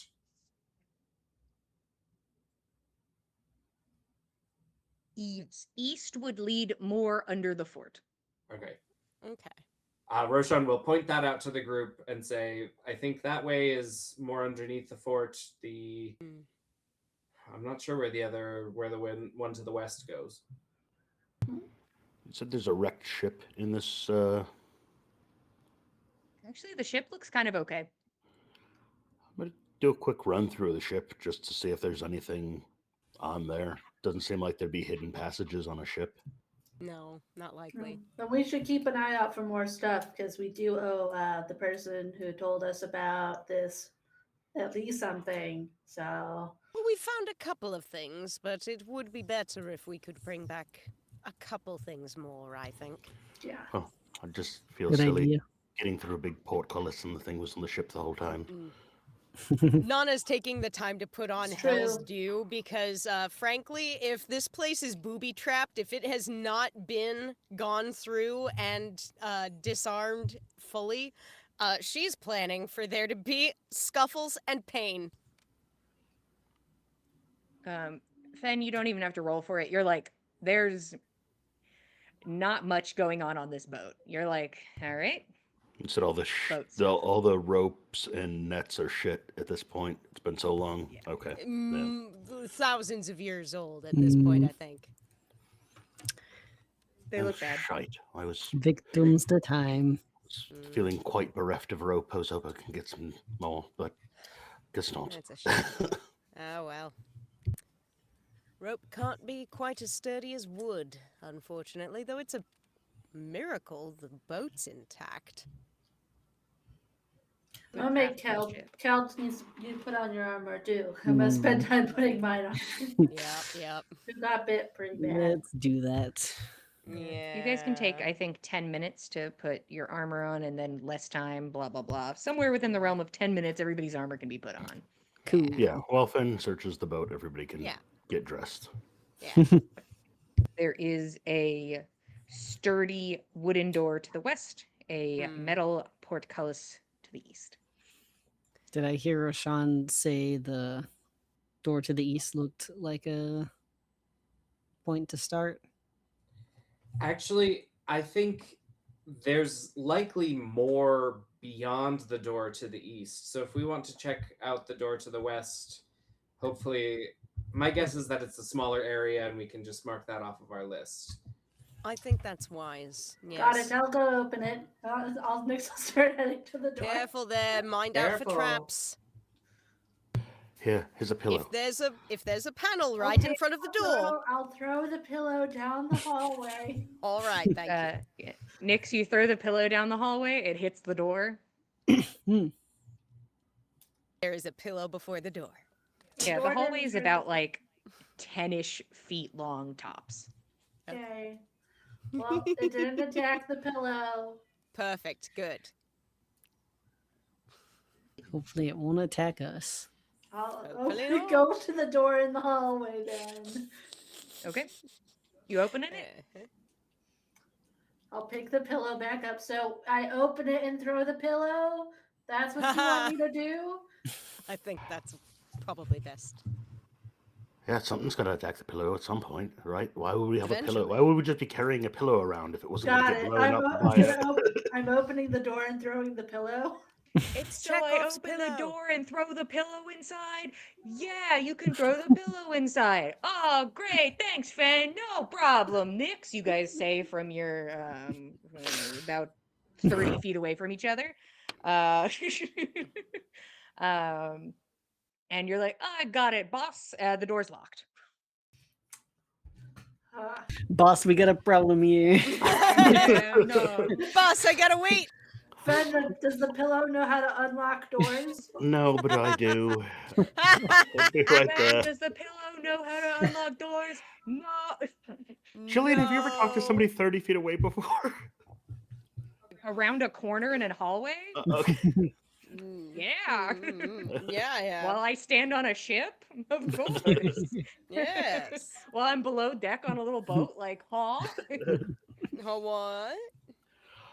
All right. Fen will come and use thieves' tools to attempt to unlock this this door. Go for it. I'd like to be ready to throw the pillow if he opens it. Okay, you have a readied action. Thank you. Thanks for proficiency. All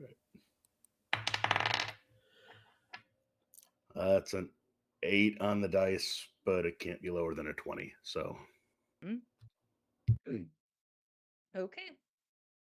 At first, you're like, well, this is a little complicated because I've never really encountered locks so big. And you're like, well, actually, maybe that makes it a little bit easier, to be fair. It's just you more worry about breaking your tools based on like the size of things. It's like it's easier to do, but things are like heavier. So you're like, okay, just got to be a little more careful. Short sword is a shim. Yeah, you're like, oh, I got it. And the door creaks open. Nix throws the pillow. The pillow lands in the middle of what appears to be a storage room. It looks like it's filled with large containers of some sort. It looks like there are some river-faring weapons in here. Some boxes. A large pile of shackles and chains, and what looks to be like maybe some food items that maybe were once food items, probably don't eat these, is my statement to the group. And those are sitting next to a gigantic cast iron pot, probably the size of Keld. Guess we gotta start calling you the medium pot. I've been demoted. Seems so. Good gracious. Well, that or you're the big pot and this is the huge pot. The bigger pot. The larger pot. Mm. All right, well, I don't see what we came for laying out here, but a quick look through probably wouldn't hurt, so long as none of these are mimics like the minecart. Keld's gonna test the giant pot for make sure it's not a mimic. How do you test it? He tries to climb in it. There we go. There goes. Keld disappears into the That's maw how you- of the cast Kel, iron. Wait, did That's how wait, you woke test the thing coward. God. Hey, I want to try. I'll get in with him. Oh my Yeah, both of you god. climb in. And then they don't Okay. emerge. No. Wow, it's just like you're at home. Yeah, this pot is gigantic. Both of you Nostalgic. fit inside easily. It's cast iron and somehow in immaculate condition. Nix, imagine We could make so much soup. If we could bring this home, Mm-hmm. you know, would it fit in the portable hole if we could push it in there? Maybe. It might fit in the portable hole, yeah. Hell yeah. I forgot we yeah. had that. Do you want to work on that with me while they search for stuff? Yes. Okay. I really want to bring this home. This is the treasure worth coming all the way here for. This is a treasure, Nana. Mhm. Echoed from the pot. You know, I respect that. Can you imagine if we had two giant pots like this in the community? We already have the one, and now we'd have this one. It's pretty impressive, I won't lie. You can start working on that. The room is like also a long rectangle, and I believe the hole is like a 10-foot situation.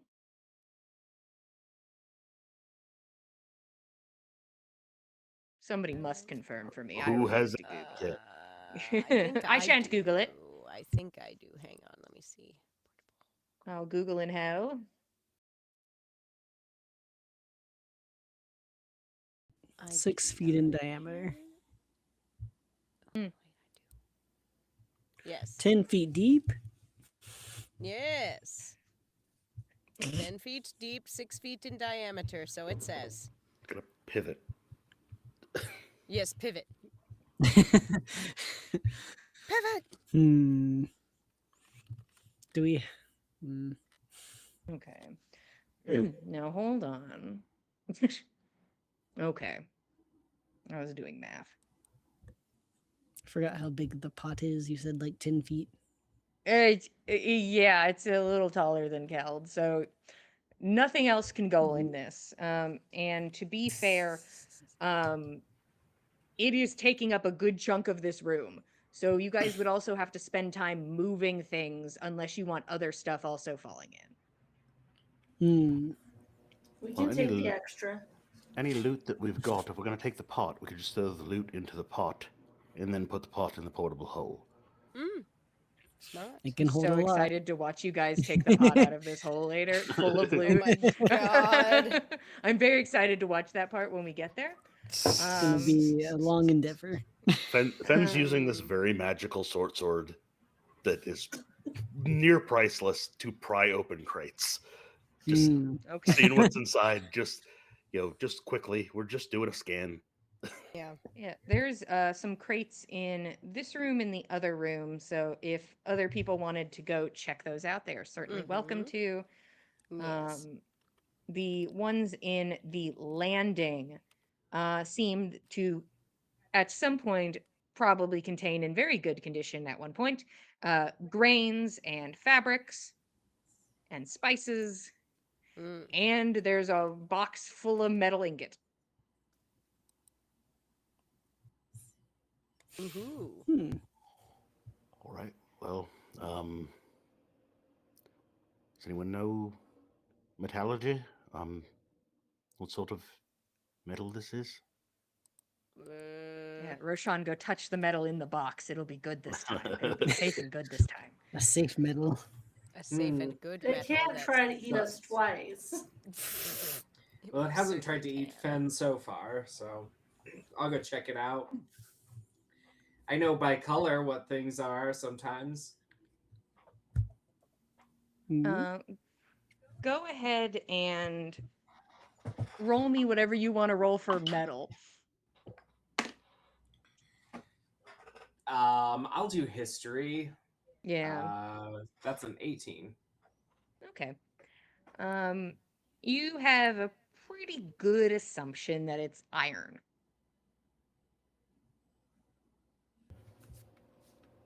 It's one of the cheap ones, right? Cheap and heavy. We don't need it.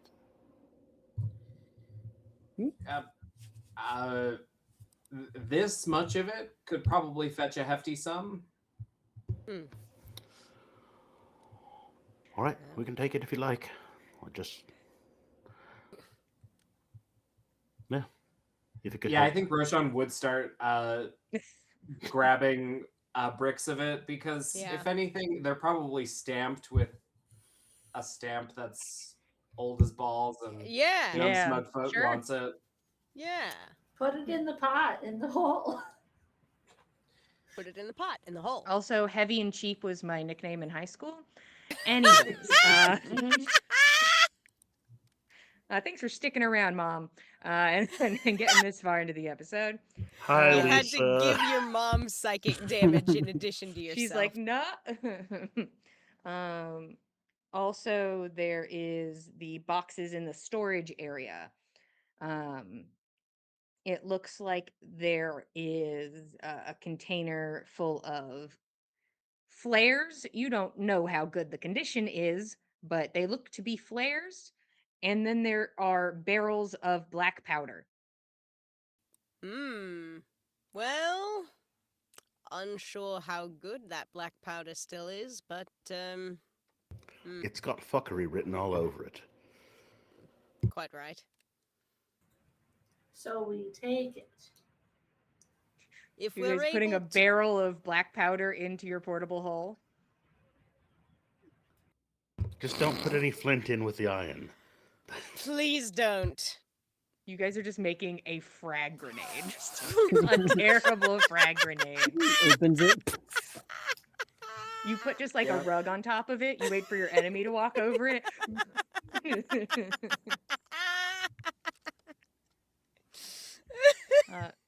So you're putting in a barrel of black powder or no?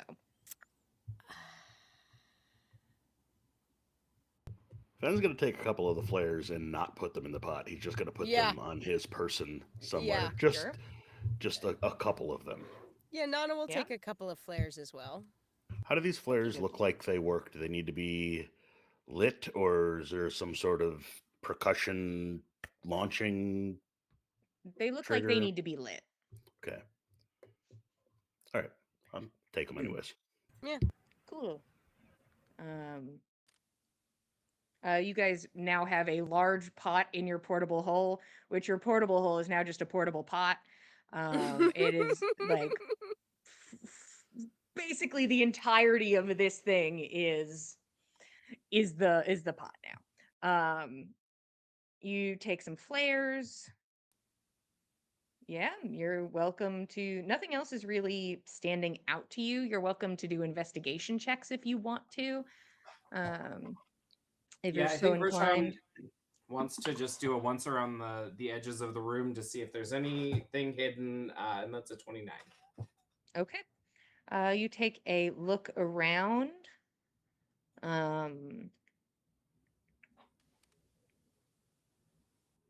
And nothing is standing out to you, just this portcullis. All right, yeah. I think Roshan will say, I mean, I was wrong up in the tower, but I don't think there's anything else in here that's as exciting as that metal portcullis. So on to that when you're done scooping up whatever garbage you like in here. Sounds like fun. Garbage. Yep, you get the pot in, you get your stuff. You guys are welcome to approach this large metal barred door. Mm. Ooh. She looks locked as fuck. There is no visible mechanism to bring it up. Mm. Gonna misty step through and look for a lever on the other side. Nope. Well, shit. Guys.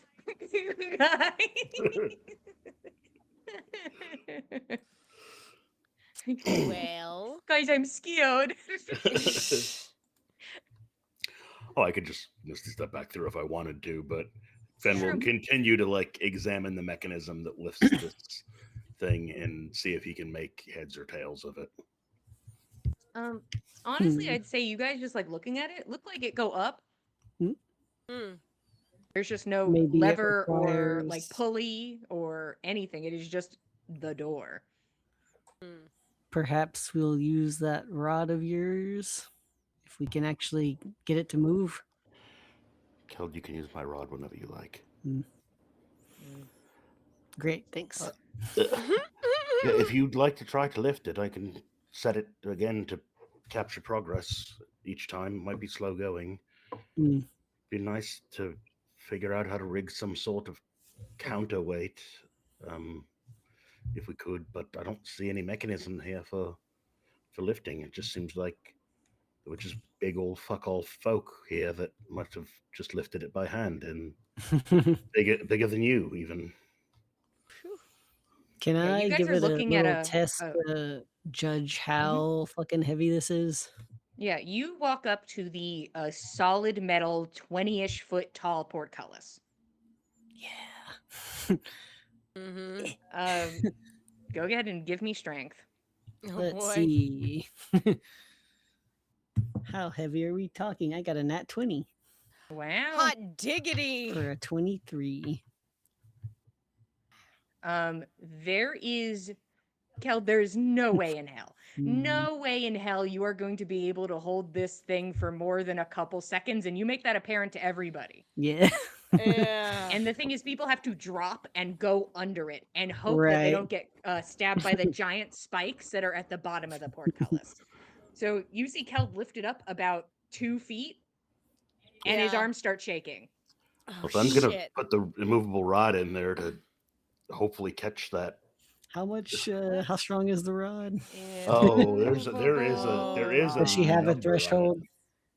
Let me look. Uh-oh. 8,000 pounds. 1 moment. Uh-oh. 4 tons. That's a lot.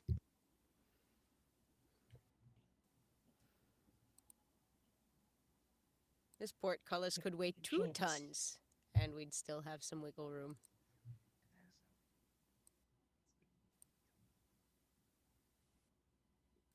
You hear this bitch groaning? Oh, Rod's shit! Like, hey man, hey, whoa. Okay! Okay! In and under we go! so- In and under we go! So I'm going to need some. I will take. Honestly, your initiatives. Like that's what I want you to roll to go through. Okay. Mm. That immovable rod's like, hey man. Hey, buddy! It was nice knowing you guys. Oh. What did you roll? 9. Buddy. I'm not doing them in order, so you can just tell me what you got. 17.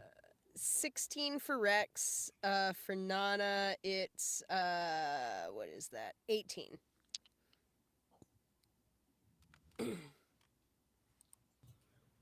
Nix, what'd you get? A 9 as well. Mm. Well, Nix, of course Interesting. you're gonna wait for Keld. Yeah, that'd be rude to not wait Uh-huh. for him. Right, of course. But with this horrible groaning sound above you, and you are able to just push yourselves through.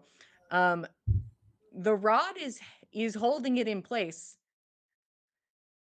You do not believe in yourself to unclick the rod and pull it out. It is like the rod is like kind of stuck here now. So that's a problem you have to figure out at some point or right now. But the rod is not just like quick hands fixable at this moment. Well, it might be our way out, or it might fail behind us, but it seems like a problem for later. I hate to leave it. It's been a terribly useful tool, but for now, we just see if it holds. Yeah, for the time being, I think that's the best that we can hope for, at least while we're on this side of the portcullis. Hopefully it'll hold at least long enough for us to get back. And then we'll see what we want to do. Well, if all of that iron that we took, maybe we can buy a new one. Maybe. We got 100 gold out of this bitch, and we're very excited about it. Okay. You are now on the eastern side of the portcullis. You are in a hallway that looks heavy with damage, as if just perhaps an army came through. You see that there is a hall that goes to the east and then goes north. And you see that there's a hallway that goes south.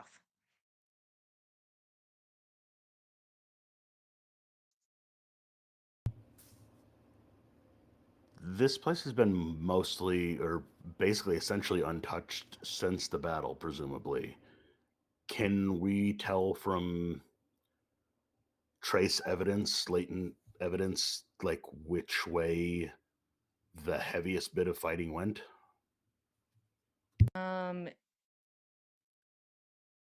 You can roll investigation. No, I can't. Understood. It's a natural one, but it's a 17. Okay. So These are all things I'll take into account. all right, take them into account as you will. But yeah. It looks like the fighting goes both ways. This is a bisexual war, if you've ever seen one.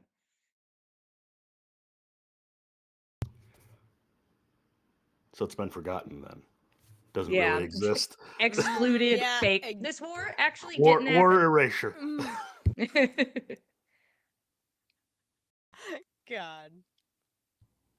Mm, Well, let's, I suppose, maybe have a look at this exit right here to the south. And then if it looks like a big, long, drawn-out thing, perhaps we can track back, check the other way, and see if that's a briefer exploration. I don't know. I mean, What do you all back think? in the main castle, I saw two big, long, drawn-out things on the wall. Right. Yes. I wasn't talking about those, though. Oh, sorry. Right. It's okay. Could have said it was my nickname in high school, but nobody would have believed me. So No. Tears in the eyes.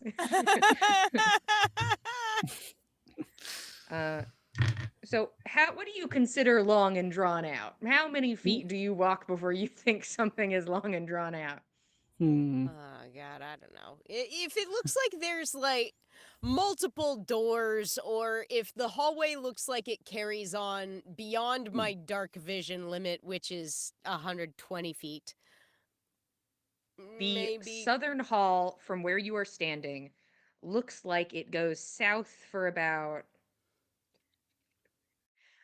30 odd feet and then goes east. Oh, it's all twisty-windy. Okay. Well, there's a bend to the east further down the way. What do you all think? Should we carry on? Should we backtrack? Let's choose one of them and go. We'll Fen, pick Fen up the will other hand, one later. Fen Fair will enough. hand the pillow to makes Nara. sense to me. Your Nana. turn to go first. Down the South Hall, Nana. All right, here we go. Nana will give a good toss of the pillow down the hall just to be safe. You throw a pillow down a hall, it lands on the Yep. ground. Hell yeah. Hmm. Perfect. I walk and retrieve the pillow. I love our checking for traps method. This works You really. pick It's up the pillow? effective. It is. Honestly, it's low a tech. throw pillow is so much cooler than a 10-foot pole. Honestly. Those 10-foot pole old geezers, they've got nothing on throw pillow. Yeah, Exactly. Old geese. I do think you guys are in possession of a collapsible rod, but who needs that? Who needs it? Not us. Not us. Um, We got throw what is pillow. the marching order? So Nana's at the front. Nana at the front. Mhm. I'll be right behind her. Okay. Trusting in the pillow method. Indeed. Hmm. Roshan and then the siblings. Yeah. Keld will take up the And- rear. Yeah. Rex will hang near the back, just shy of. We'll put Rex after Roshan, and then we will do Nix and Keld. Okay. Cool. All right, Nana, you're leading the way. Yes.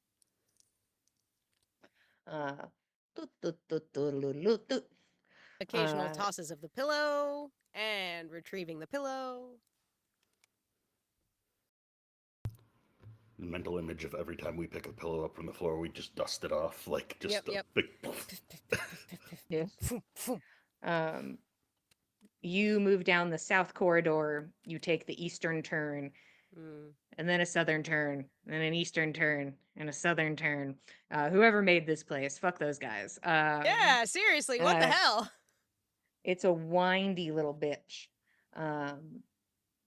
And you move down the corridor and hear the grind of stone underfoot. Nana, I'm going to need a dexterity saving throw. Okay. I had to take into account the wording occasionally throwing the pillow and did a luck check to see if you threw it at the right interval. Okay. And I rolled a nat 1. So I just want you Yeah. to know where this is coming from. That makes sense. I can see that. The method is interesting, but the pillow method pretty good, but sometimes. God damn it. Alrighty then. 28 dexterity saving throw. Okay. All of you watch as the floor beneath Nana just rockets upwards. Heading straight for the ceiling. Nana, you have to like just propel yourself forward and roll off the top. Yep. It is a hard landing. And you're gonna take some damage. Yep. No, hey, come back here. We're not done with you.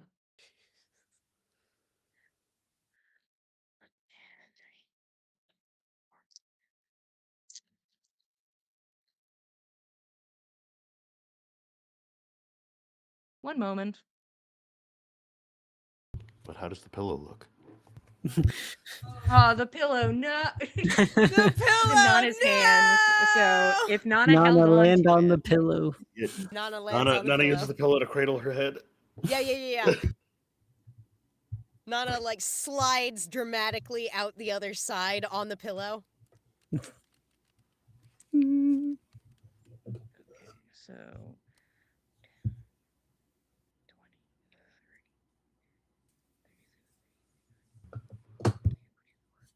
44 points of bludgeoning damage. So half, you're going to take Jesus. 22. Cool.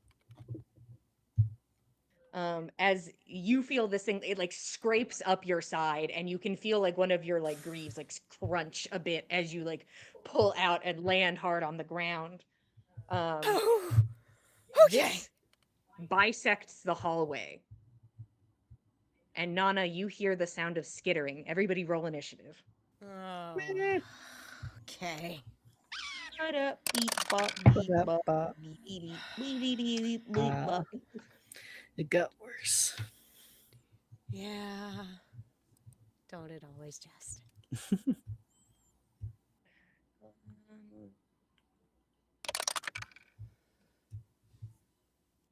Okay. 20 and up. It's more like it. 26. Okay. 20 for Rex. Wow.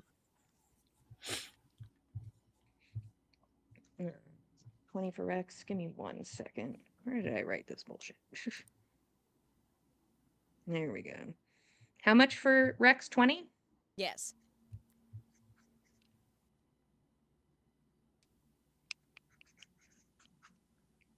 Okay. 15 to 20. 17 for Nana. Mm. Am I back to back with myself again? God damn it. Maybe. Oh boy, I don't like that either. And then Nana. 5 to 10. I don't remember where I was. I Eight? had 14. 14. And then Nyx and Keld, what are you guys throwing around? A 6? Oh, Mm, I got 8. okay. Keld. We were busy talking in the back about this new pot. Yeah, Mm-hmm. we're already You making guys are like, plans. and the things we're gonna put in it, and then you hear ooh, boo, just like this huge sound of just grinding stone, and it's slamming against the top of the ceiling. You definitely heard Nana scream. And then she's gone. So, and then there's no sound, so either she was crushed to death or she wasn't, and that's up in the air for a couple seconds. Oh no. Either way, let's get into the initiative. Fen, you are up. There's a big stone wall in front of you. You said it bisects the, so like there's something on the other side and we can't get through to it, or You can't. It's like you got to a dead end. It looks like it like made itself a dead end. and Nana's You on the know other there's more side. hallway. Presumably Nana's on the other side. Unless she was squished to death, yes. Well, fuck. Can I see any sort of hole or anything to look to the other side? All right, Fen will use his action to look for some sort of release mechanism to bring this pillar back down. Okay. Roll investigation. 19. Okay. See, that's the thing about giant kin is they don't really need mechanisms to move heavy things and put them back. Small, soft, squishy people do. You don't see anything, at least not on this side. And that was your action to search. All right.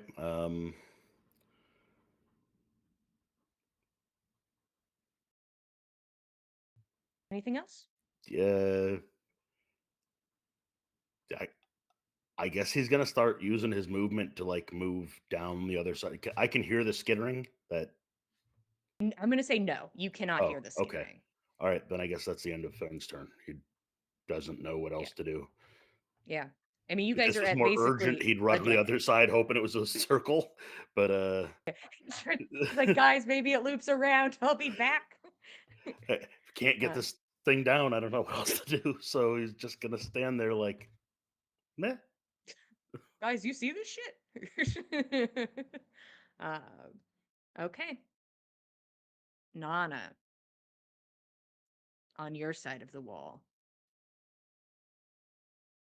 Skittering, I would say. Maybe more of a dragging sound. Cool. Something heavy moving quickly along the corridor, and you look down this western facing hall, and it turns the corner. You see something gripping the top corner of the hallway, and it starts moving quickly towards you. It is a twisted thing, a thing with gray skin, boils all over its body, its jaw broken and twisted, its tongue lolling out. There is some sort of human shape to it once, but it looks like a twisted giant thing. Its arms and legs moving over each other. It seems very easily as it quickly moves towards you. And you watch as one on the ground also turns the corner quickly, kind of goes up the side of the wall to push itself forward, and both of them run towards you. Okay. I am going to roll a luck check, and it is to see if they were close enough when you came through that they do not have to dash. So We are hoping for an 11 or higher on this dice.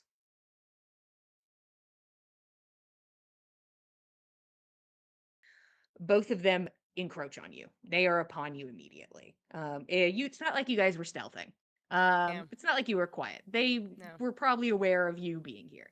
These two twisted creatures move upon you, and they are going to just start attacking you. Okay. And because your dex check was so high, I will not be making you prone, and you landed on your feet very graceful like. Woohoo! Much appreciated. 2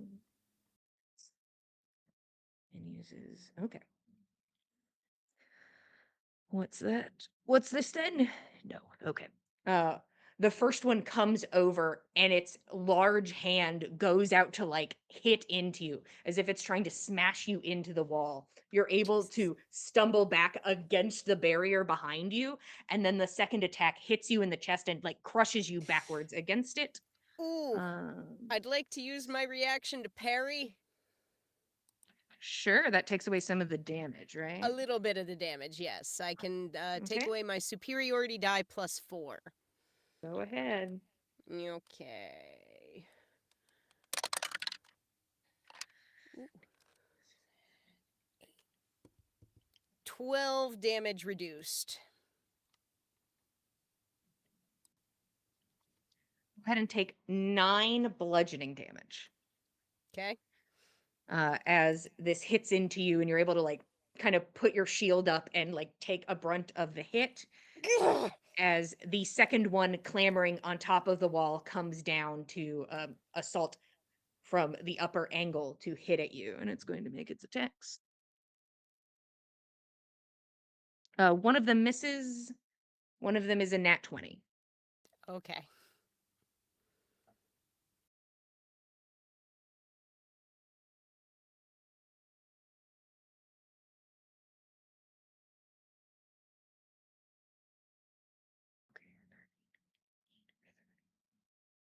36 bludgeoning damage. Gotcha. Those are both attacks.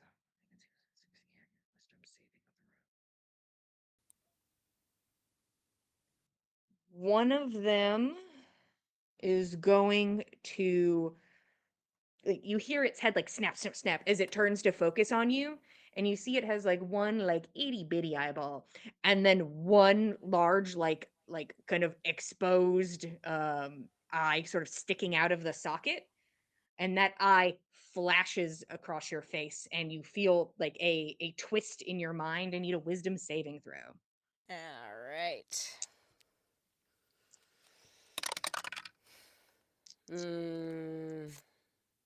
That's probably not going to do it. That's a 12.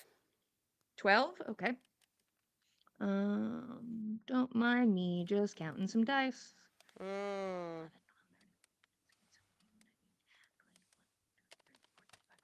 ahead and take 25 psychic damage. Ouch. You feel your knees crumple beneath you, looking into this thing's eye. You have the prone condition and become cursed for 1 hour. While cursed in this way, the target cannot stand up and end the prone condition on itself. So your legs just buckle and they stay that way. Cool. Anywho, that's my turn. Next up is Rex. Nana, you're the next player character on deck. Okay, sure. Fine. Rex has no idea what's happening, can't see it, can't hear it, can't get through. He's going to look around. Now that you've been attacked, good. Y'all can tell there is a skirmish occurring on the other side. Great! Now we just need to find a way to get through, so Rex will be trying to do that.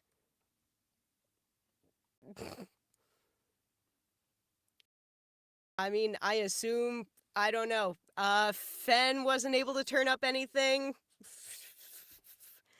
I don't know. You can loan somebody the help action in whatever they attempt to do. Yeah. Rex will just default help action whoever needs it.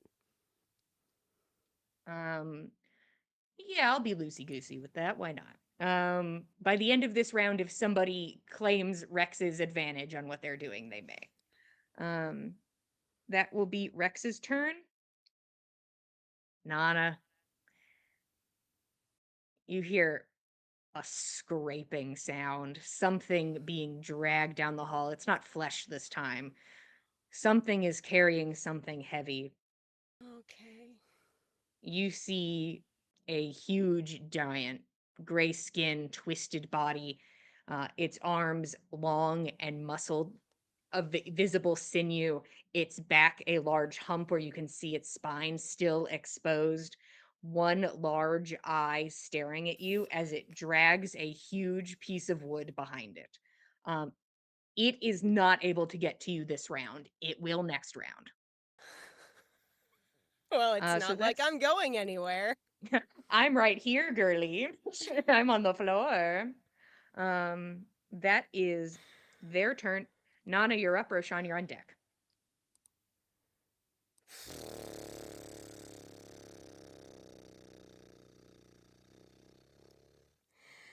I get disadvantage on attack rolls, and yeah.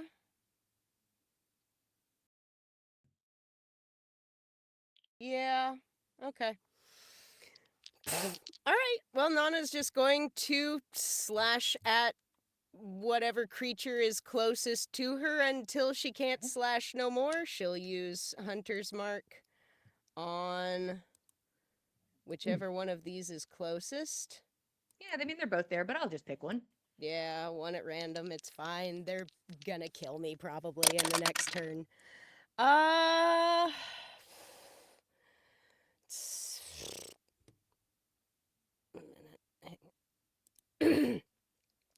Does 19 hit? I should technically be on their sheet, shouldn't I? And 19 does hit. Wow, neat. These guys aren't Cool. made out of rock. That's nice. That's good. I like that. I guess I'm gonna add some stank on that with one of my superiority die. I'm gonna do. I'll do a trip and attack. Sure. Um, Actually, before you do that, I'm yeah. gonna say roll me insight. So, because you're in a scenario by yourself, so you're like, Yeah. let me stare at all of this really quick. Let me Yeah. let me Yeah. Rolodex this scenario because it is just me. Yeah. 18 insight. No, Okay. sorry, 28. 28 insight. That's different. Mm.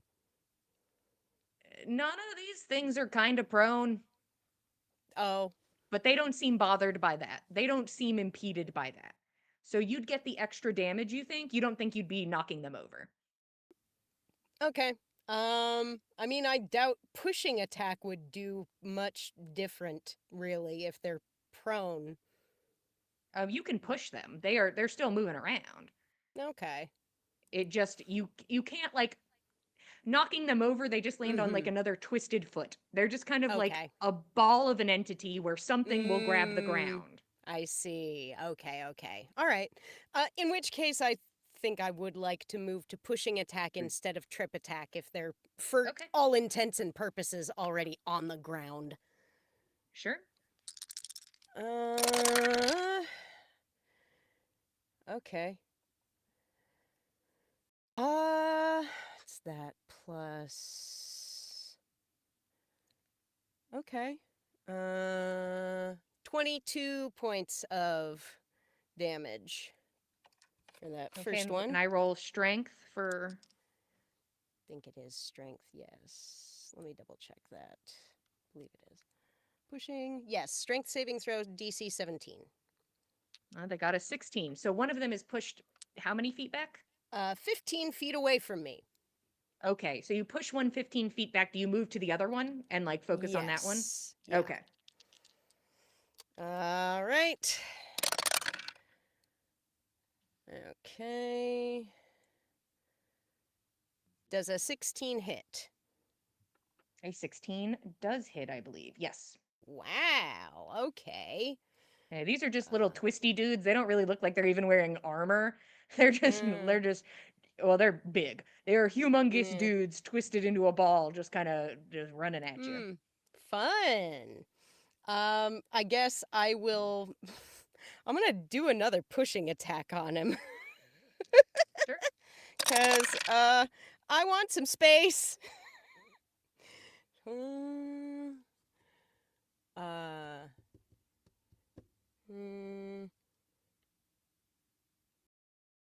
25 points of damage. Strength saving throw.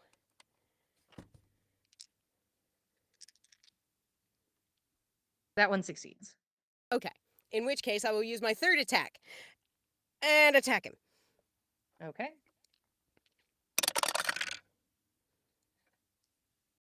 Ooh, damn. Even with disadvantage, 25 to hit. All right.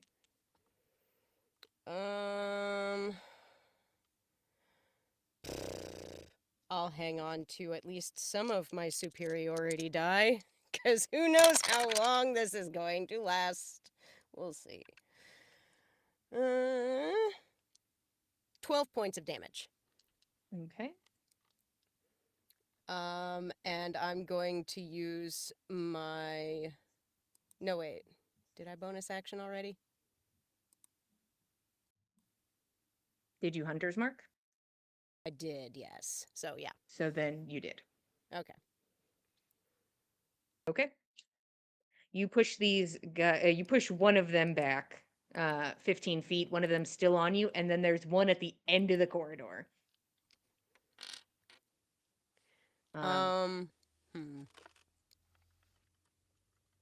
Okay. I'm actually, I think I might like to action surge in this case. Okay. And you were able to drag yourself exactly 15 feet and move forwards. And you're like, actually, oh no, there's one still next to you. You're good. You can keep walloping this one guy. I can keep walloping this one guy. I could.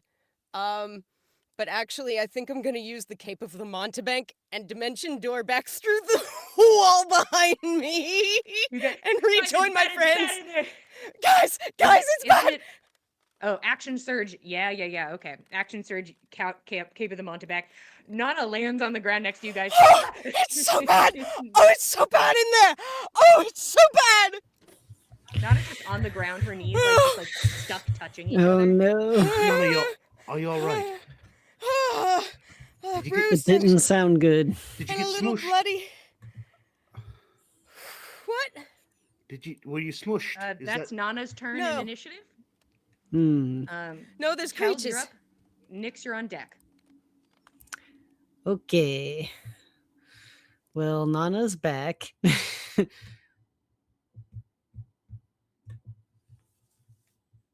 I think he would engage with her. What happened? There's two twisted things. Big. I don't know. They're on the ground. That's it? That's how much you get in 6 seconds? You notice she's not standing up. Yeah. So I would say that was at least your action, Keld. If you wanted to do a bonus action, you're welcome to, but your action was I have anything engaging. relevant, so. Okay. All right. Nyx, you are up. Yeah. It doesn't seem like we want to go through the wall anymore at the moment, so I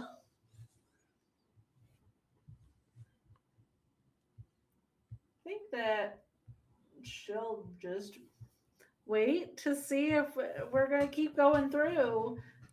Okay. So you just sort of hold. You're like, okay, Yeah, what are we doing? Okay. All right. I'm not using resources without knowing what the plan is. That's true. This time. All right. Fen, you are up. Nana has appeared in the space and is like, it's bad. Fen would like to help Nana to her feet. She falls over immediately the second you let go. Fen will cast Greater Restoration on her. One moment. Yeah, I gotta look it up too. Seems like it should remove a curse, though, right? I'll see. One curse, including the target's attunement to a magic item. Nice. All right. She's up. Well, she's on the ground, but she could be up. Finn figured that feels it out. better. Oh, that feels better. Whew. All right. What's up? That's the end of your turn. So What's up? It is Rex's turn. He's vibing. Yeah. I think he's vibing, honestly. I mean, no, I don't think he's got anything to do presently. He might attend Nana's wounds. Unless it seems like we need to, like, engage or move. I don't know. He's your guy. He'll attend to Nana's wounds. I mean, he's here helping her out anyway. Sure.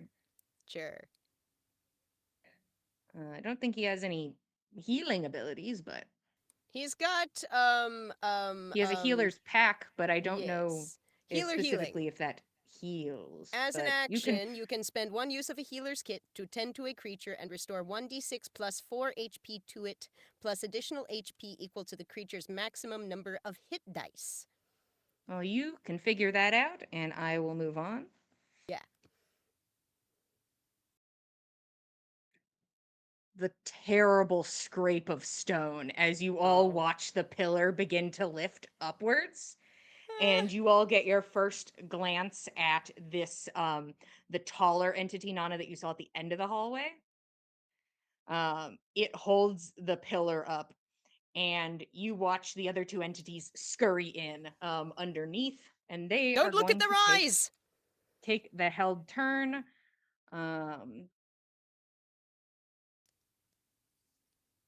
We want to attack.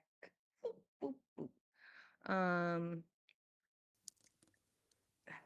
She's on the floor. You know what? I'm gonna roll for it. How many of y'all are there? 6.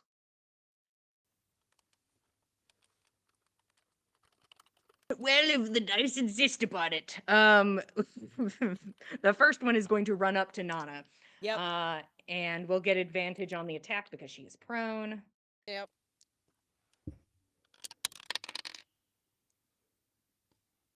That is a nat 20 on the dice. Yep.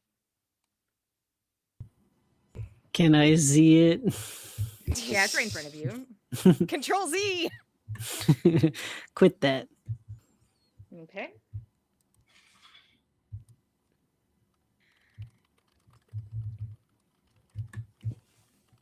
Go ahead and take 28 points of bludgeoning damage. Yep. Now imagine if we doubled most of that. Yeah. Yikes. And then it is going to take its second attack against you while you are prone. Yep. Where did they're there? I keep setting my dice down in a different spot.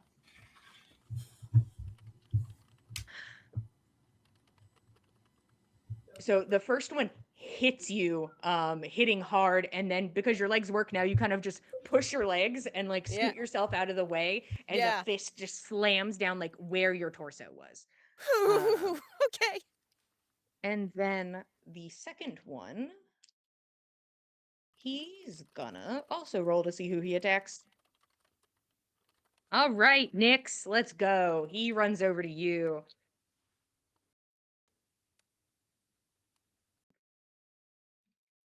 Why? Okay. Why do I even bother sometimes? Does a 20 hit? It does. Wow. Look at one of those hitting. Look at that.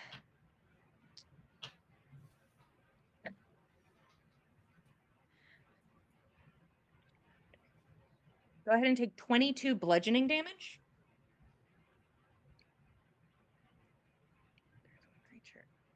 And then this one hasn't Let's see. Okay, and then this guy is going to decide between the 6. Roshan! Up and at him, or maybe not. Go ahead and give me a wisdom saving throw as the eye focuses in on you.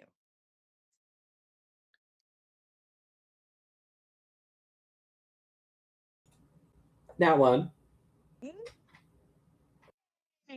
Your knees fucking buckle. You land on the ground all cute. You can't stand up. Cursed for an hour, blah, blah, blah. You know the rules. I told you not to look them in the eye.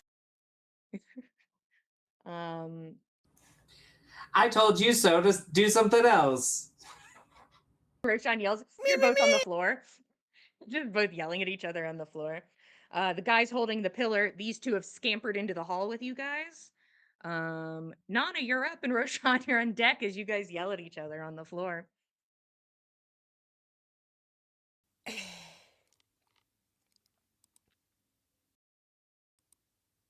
Well, is it? Wait, is it me or is it Rex? No, it's me. It is me. Okay, It's you. Sorry. Oof. Okay. I'm going to get up from prone and attack the guy that's right in front of me. Okay. Yeah.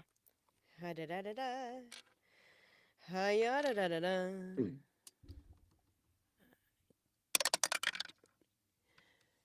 24 to hit. That'll hit. 18 points of damage. Okay. And I'm gonna attack him again. No, I'm guessing 15 will not hit one of these guys. 15 hits. Oh, wow. Damn. They are kind of just like on the floor. They're just dudes on the floor. They're like big dudes on the floor. But they dudes on the floor. Just big dudes on the floor. 23 points of damage on that one. I'm going to use some superiority dice to push.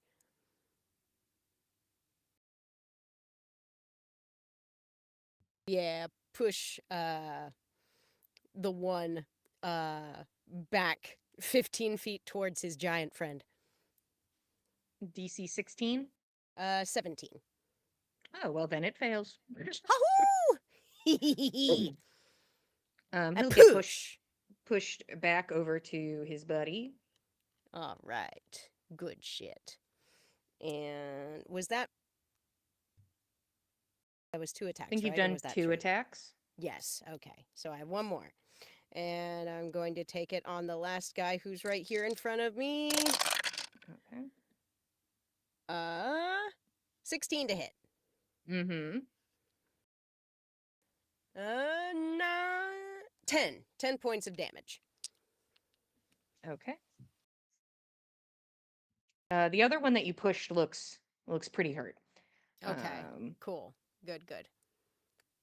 Bleeding red onto the tile. Okay. That is your turn, Nana? Yeah.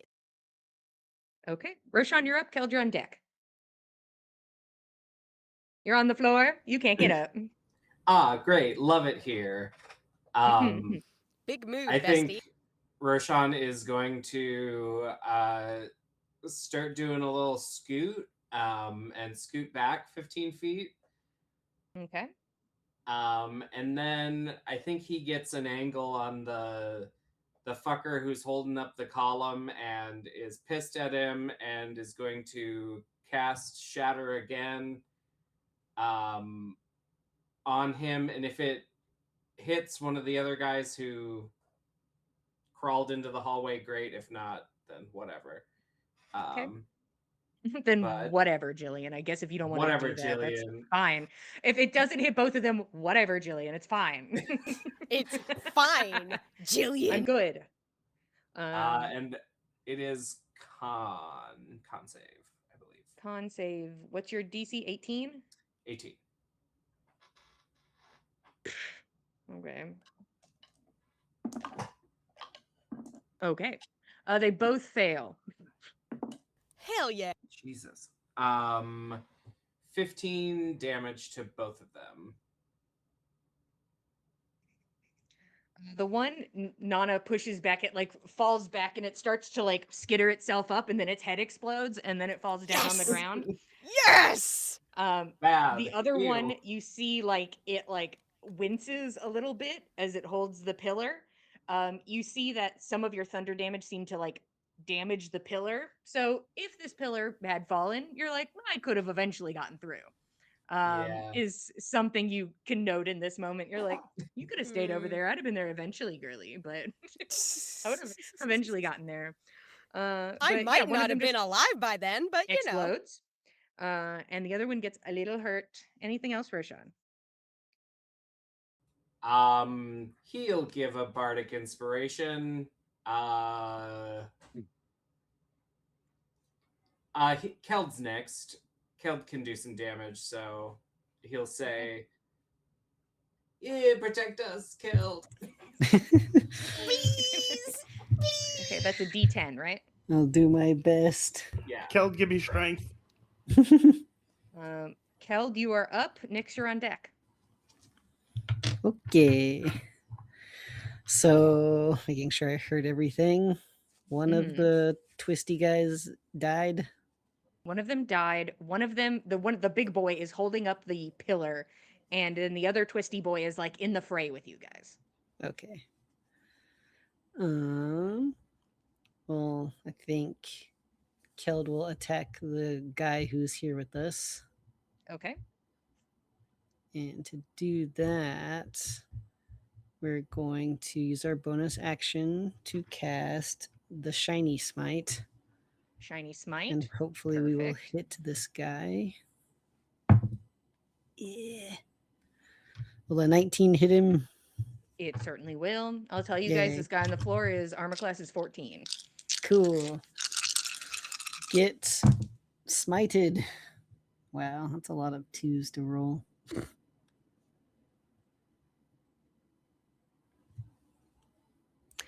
Okay, well, it'll be 23 damage for that. Okay.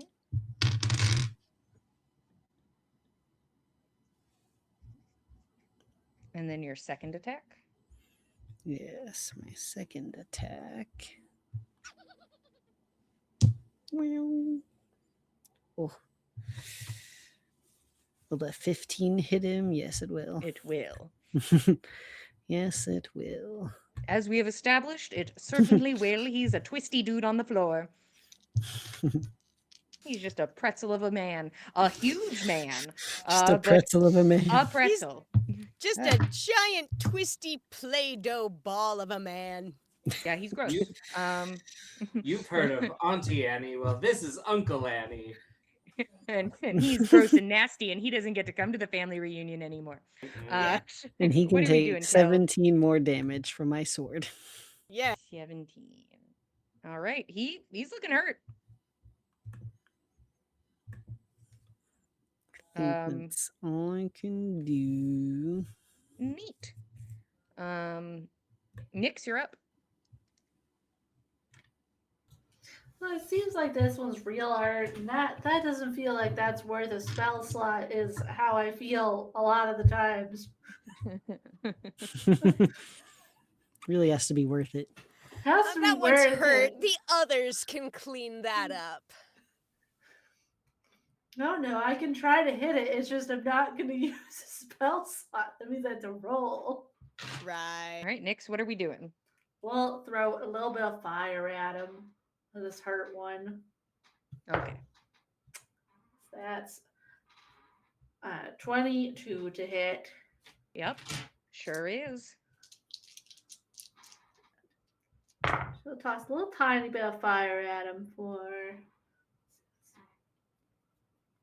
16 fire damage.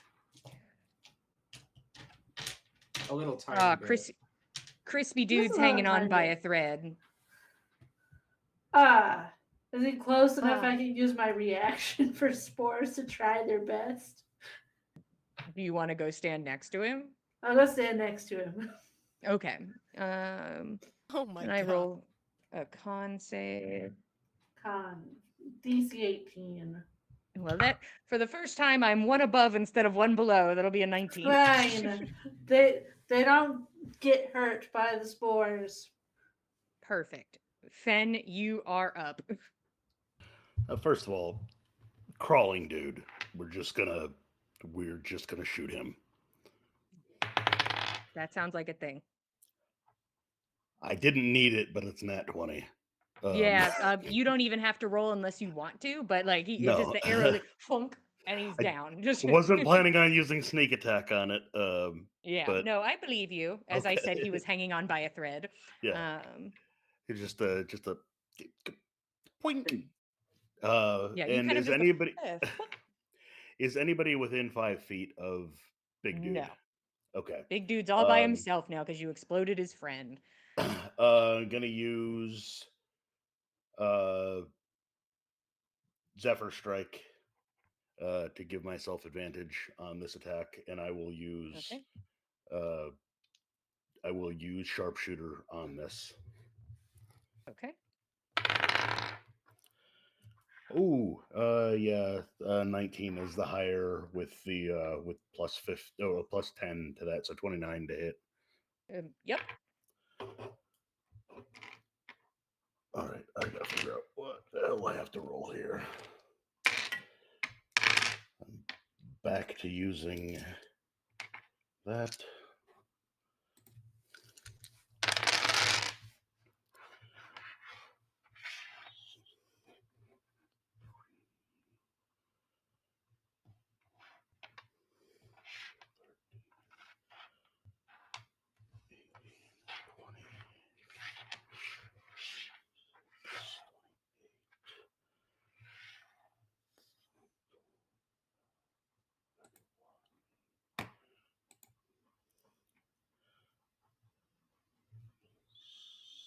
A moment of silence for math.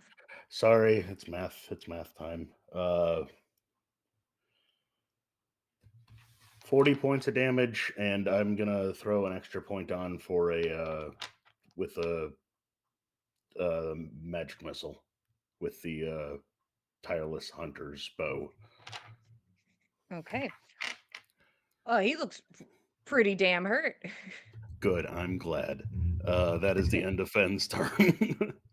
Yeah, you watch him like kind of like the arrow hits him like under the ribs, and he's like, and his knees sort of bend a little bit as he holds the pillar. I hope he feels bad. It is Rex's turn. Do I think he can do enough damage to steal this kill? Unclear. We'll but find he's here. out. We'll find out. There are no stolen kills. There are only party kills. It's true. We all did this together. Yes. I think he might need to crit, but I could be mistaken. I think you probably are correct on that point. Very probably. So he goes ahead and shoots an arrow. Yes, he will. Yeah. It's not a crit.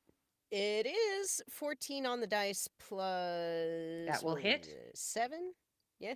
All right. And... This guy's very similar, except he's standing up. Ah, fascinating. Oh, damn. 11 points of piercing damage. Oh,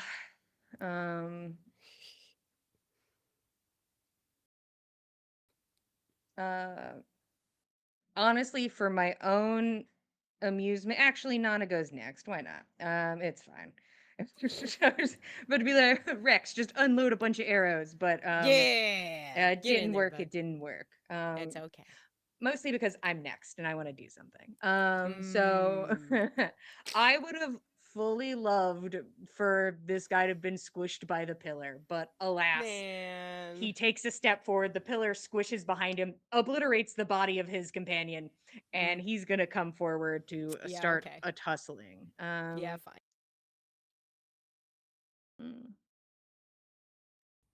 That's what And the Fomorians do for Christmas time. It's not wassailing, it's tussling.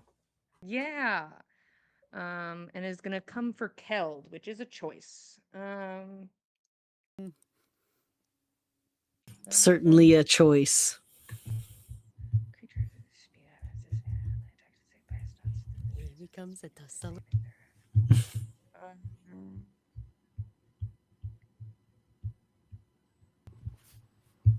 Okay. Sometimes DMs do math too.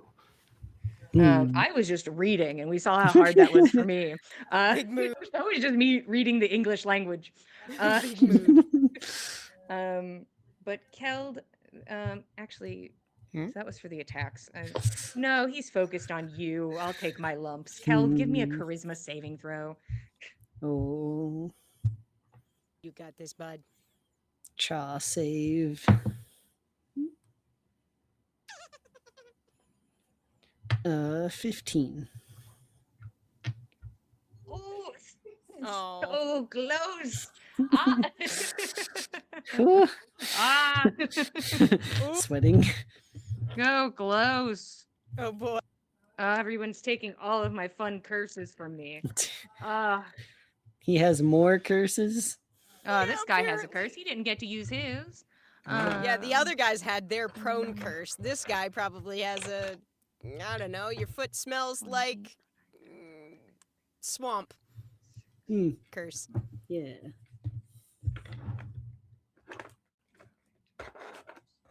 Keld, go ahead and take 18 points of psychic damage. Ouchie. And then I'm gonna swing on you.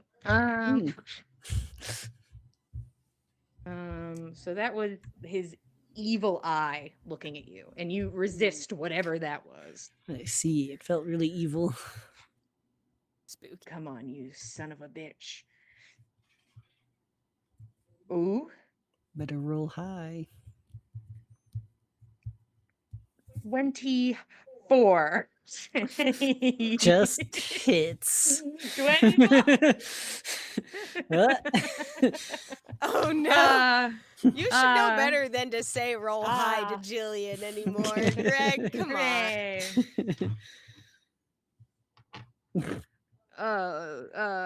Okay. Oh boy. About to get walloped. Nope. Take 14 points of bludgeoning damage. I rolled very low. Little wallop. Just a Wouldn't little hit anybody on Thursday, but no, of course not. We're unkillable. And that is his turn. Nana, you're up. Well, Nana's gonna get in there and transfer her hunter's mark onto this monstrosity. And give him the bonkus. We're gonna slash him and dash him. 27 to hit. Yeah.